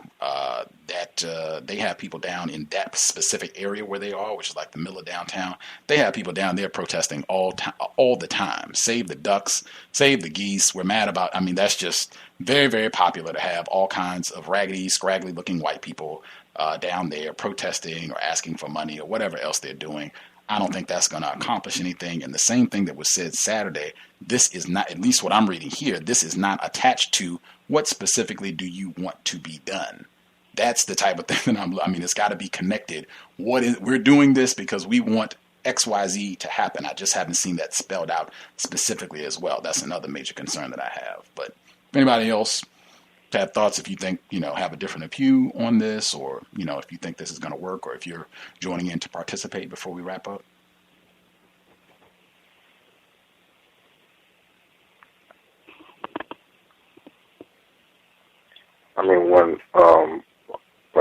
When they have these kind of protests, and if there's a lot of white people involved, is it usually a white person being like the spokesman for the group, or they take over the narrative or whatever? Even if they don't really provide a solution of what they want to happen, does that seem to be the trend when these kind of things happen? Like a white person ends up stepping for, okay, I call the shots, but they might not say that, but they'll usually stick the microphone in front of the white person, or if it is a victim, it won't be too far away. You'll see that white person, waving in the background, I'm here. I'm not going anywhere. So seems do you think that's a trend, or is it? I would say at least here in Seattle, I can't speak for St. Louis or other places because they will have different racial dynamic or demographics. But I know here in Seattle, absolutely. And another reason I'm saying this with such cynicism is because I saw this before. They did this when it was Trayvon Martin, and it was the same thing. It was a whole lot of white people stomping around. What do you want to happen? Florida is 3,000 miles from here. What do you want done specifically? What is this going to accomplish? It was just white people clowning, in my opinion, which they do here all the time, because it's not that many black people. They have tons of incidents of racism right here. They had a police officer that cold-cocked a black female student on camera here in, I think it was 2009, punched her in the face, almost knocked her out on camera. And nothing was done. Nobody was protesting about that. No white people were stomping around and clogging up trash. That went viral. Millions of people saw that. People all over the country saw that. And, business as usual, ho-hum. So, yeah, that exactly what you just laid out. At least here, yes, that is exactly what it's going to be. It's going to be a whole lot of white people, and even if they don't take over it directly, if it is a black person that's quote-unquote the leader or the spokesperson, you are going to see that those white people are not that far behind, and they're probably exerting a lot of influence because they'll be his white friends, the sexual activity, cowbell, all of it. Go ahead. Yeah, I was thinking about that, like, I'm like, man, it's a lot of, white people around, man. Somebody passing around phone numbers or something. You might see another white person, smoking like some marijuana, or something like that. Like, and won't even get arrested. But hey, black person light something up, catching the beat down. Absolutely, and that's legal here. So I already know that. I already have been observing that for the last. Yeah, I guess that was 2000. So it's been almost 2 years that's been legal. I am sure that's going down. They're probably close in the vicinity of where some dispensaries are, if not people just doing whatever they normally do to acquire that. It's just here, I already know this is not going to be anything constructive. This is not going to solve any problems for black people. It might even make things worse if you're a black person out and doing all that and you end up being arrested or beaten or anything else just because you are a black person when all this goes down. Not to mention being confused and thinking that some of these white people are sincere and they're really against racism.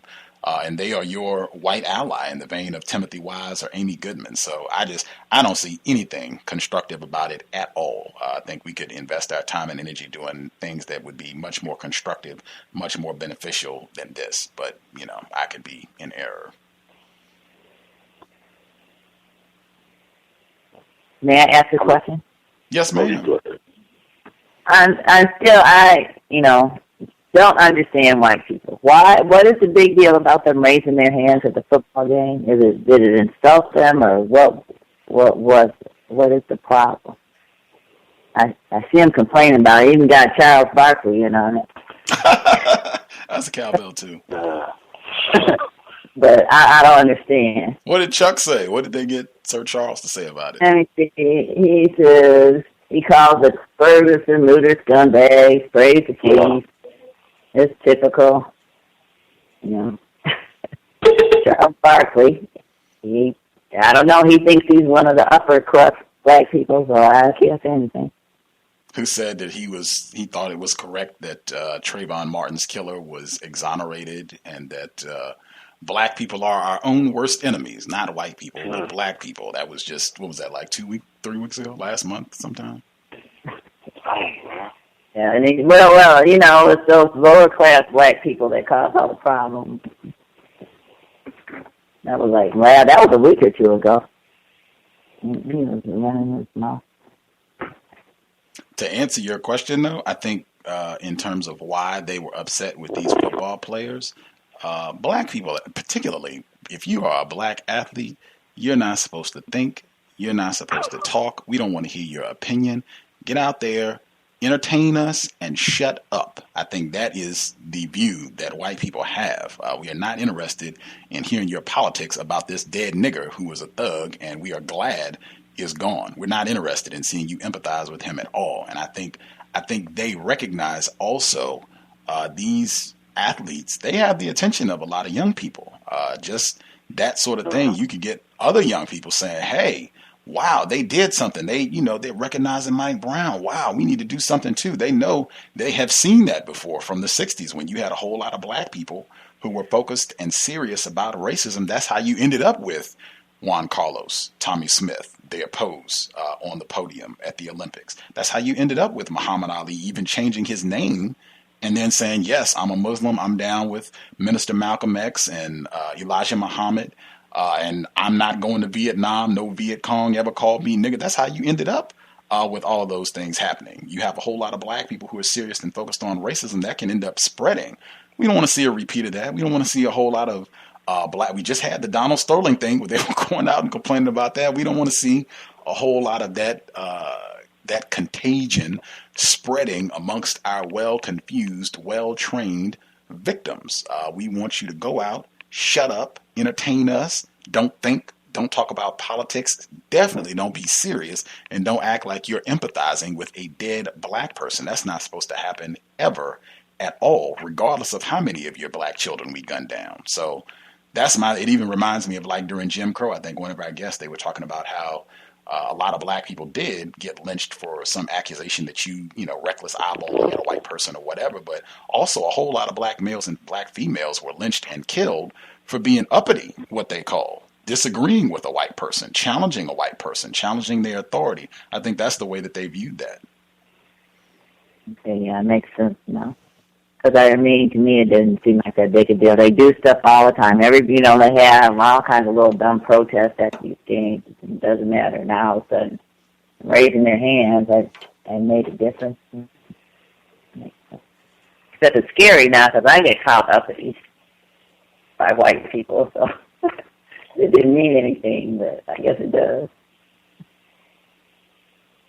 Randomly. It's the same. White female, typically, but, yeah. My bad. I didn't mean to interrupt you. I was just going to say real quick, it's the same thing with Kevin Johnson, because he used to be a basketball player. He's now the mayor in Sacramento, where I think he just said he thought it was a tragedy. Like he didn't, make any sweeping indictment of white people or enforcement officials. He just said that he thought it was a tragedy, that there was no indictment and, this young black child being killed. It was the exact same thing where the enforcement, I don't know if it was the FOP or whatever organization they have for the police officers in Sacramento, where they came out and condemned him and it's reckless and I can't believe you said such a thing and blah, blah, exact same thing. Even the same thing that they did with President Obama. I think any black person that white people allow, whether you're being showcased or they just allow you to appear to have a position of authority, like, oh no, you are not supposed to then turn around and act like you're going to talk about racism, like at all. That's not supposed to happen ever. And if anything, I think that's letting you know, hey, Negro, you have stepped out of your bounds. You better watch yourself. We will let you know when you are getting a bit uppity and doing things that we do not approve of. We will let you know. They're very deep with all their stuff, but it's hard to see, from the inside, because things that seem trivial, they just get upset about.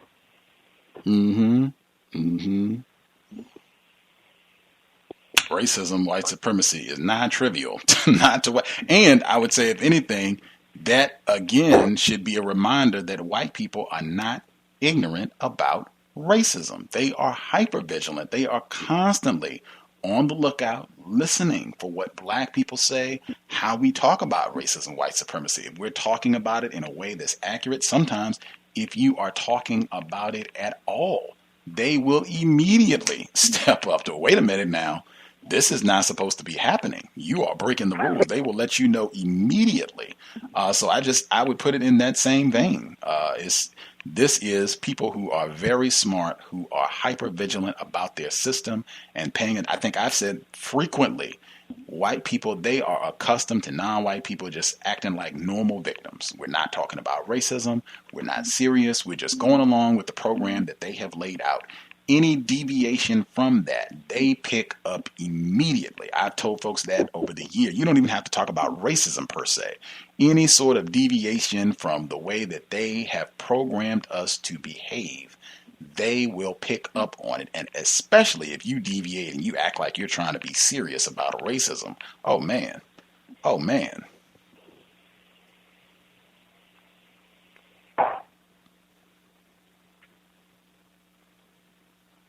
There was I don't know if it was, I don't know if you had caught on to the story. It was kind of old, but it was I think it was a school, some kind of high school. I can't remember, but it was like a hanging of a black baby doll, and they expelled the white students. I'm assuming they were white because they were on site interviewing the students, and the white students were saying, "Oh, well, I knew the students, but they didn't mean anything by it." Now, these were couldn't have been nothing more than 14, 15-year-olds, and they already know to defend it, already have it in place. And then the female saying, "Oh, well, even if it was a purple baby, or if it was a green baby, or they would have did the same thing if it was a polka dot baby or something like that. There's no such thing as a green baby, It's just, they already know what to say when they're already caught. But as usual, they did not show the faces, didn't show the names of the young racists, but they just said, "Oh, one of them got expelled." But see, you had to carefully think to go into a store and purchase a black dog, and you're going to put the rope around his neck, hanging from the stairway like that. That's, you can't be done to do that.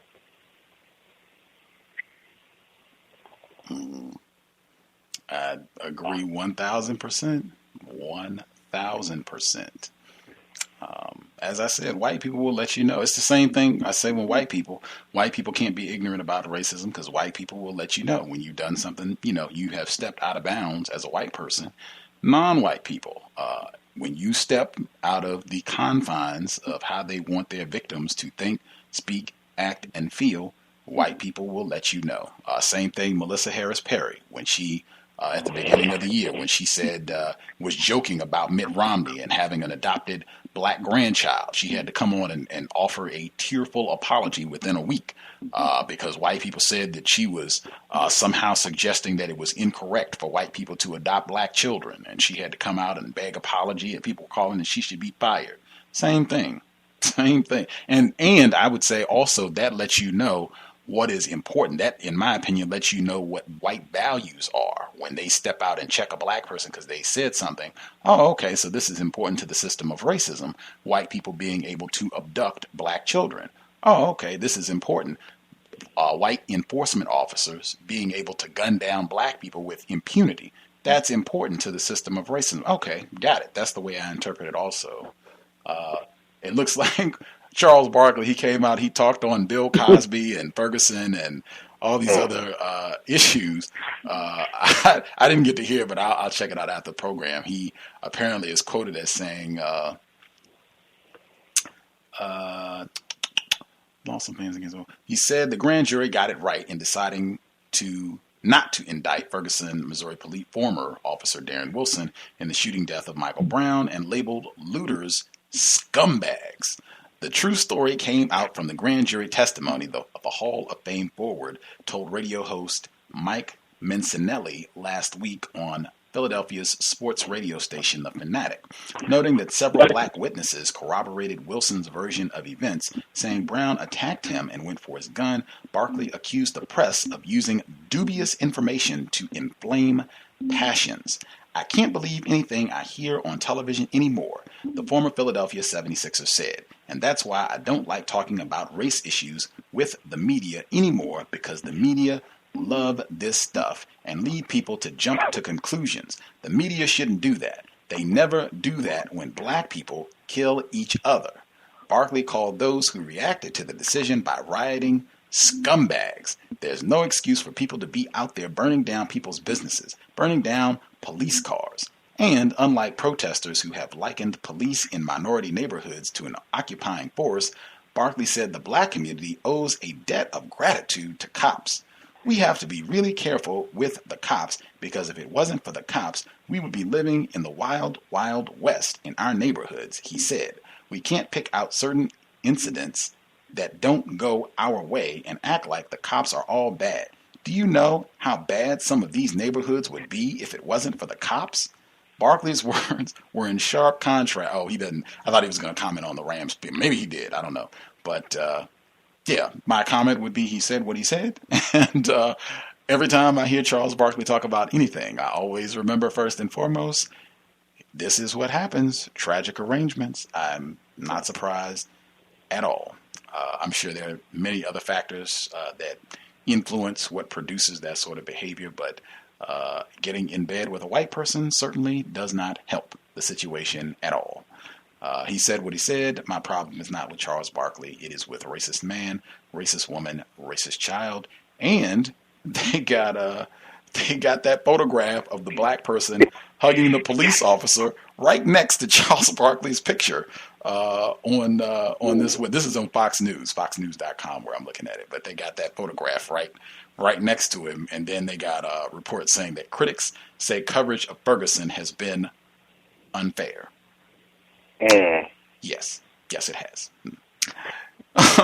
Anyway, we should be in the building tomorrow, same program time, 8 p.m. Eastern, 5 p.m. Pacific. Did I miss somebody? Is it the female caller? Did you have something that you wanted to get in? Did we miss anybody? Oh, shoot. I'm sorry. You all just covered. I had a question about because earlier today I was looking on my Twitter and Facebook and looking at all these protests, and I saw a lot of white people there on the ground, and I was just thinking, I said something just don't seem right about this, because first thing, if you notice with our protesting, black people, we don't lay on the ground. Because I hate to say this, but I just think that those police would be evil enough to just run us over. And I was wondering about that, because I said it just seems to me that they come out. It's almost like a game with them, because we're going out here to have some fun. We're going to go protest. Come on, guys, let's just go protest with them.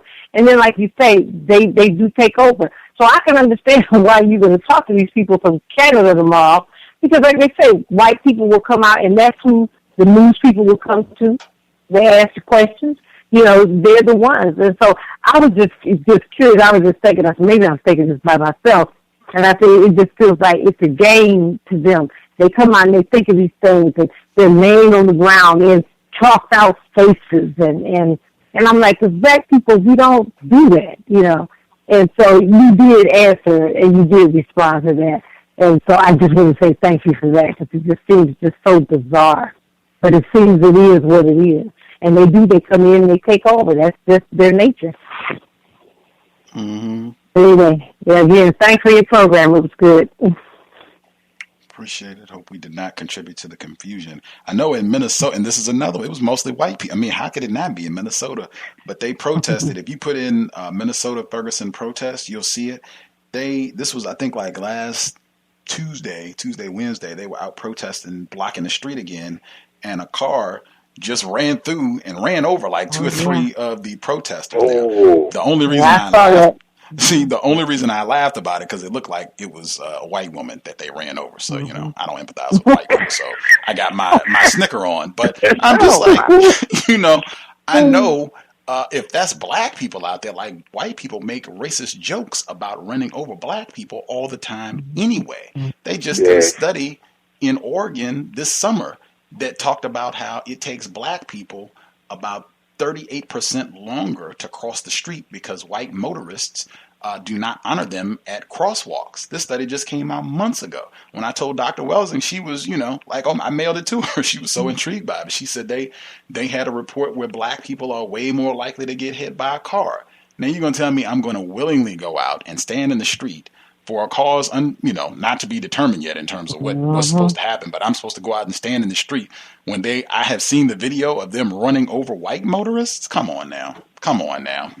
If this is effective, fine. You white folks, you all go out and do all that. If this is going to produce it, you go, I'll stay home. I'm a victim of racism anyway. I'm already terrorized. You all go out and do all that. And if it's effective, then I can just come out and say I'm wrong, and that'll solve the problem anyway. So I have no problem doing that. Until that point comes, I'm going to be very suspicious at all of this, and especially because it's so many white people out participating. That being said, I am super excited about the group for tomorrow. It's great. It's codified, number one, just because they put these rules down to deal with how whites come and take over these sort of protests and black people when we get serious about dealing with racism. The response to it and how tacky and trifling the white people became. Like, what? We can't come and take over the bill. Well, forget you and your march. We just won't go then. To hear how they came up with these rules. Was it any pushback? Like, just I'm super excited, as well as, you know, just how the racism plays out for folks up in Canada. But that'll be tomorrow at 8 p.m. Eastern, 5 p.m. Pacific. I put the article on my Facebook page. I would post it again, but it got shared like 100 times. So I assume if you want to see it, it's there, because it looks like a whole lot of folks passed it around and were just as intrigued by it as I was. Fantastic.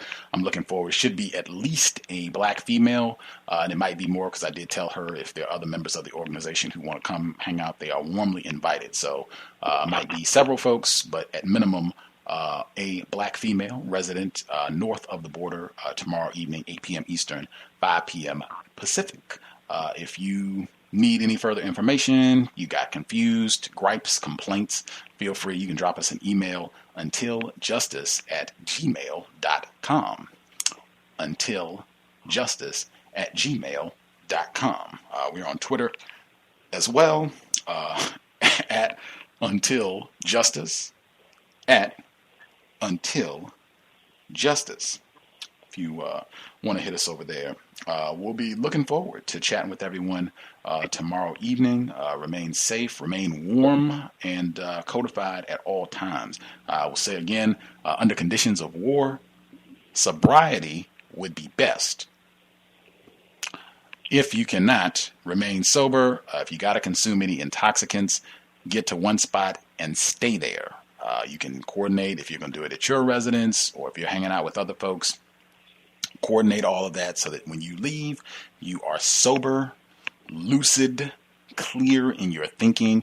That is one of the worst possible decisions that you can make, to get behind the wheel as a black person under the system of white supremacy. When you are intoxicated, you are making the job of the Darren Wilsons of the world, you're making their job way easier.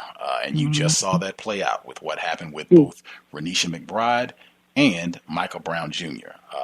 And tell that to your children. Under conditions of war for black people, sobriety would be best. If you can't do it, get to one spot and stay there. It is extremely dangerous once you get behind that wheel. Dr. Canbound talks about that all the time.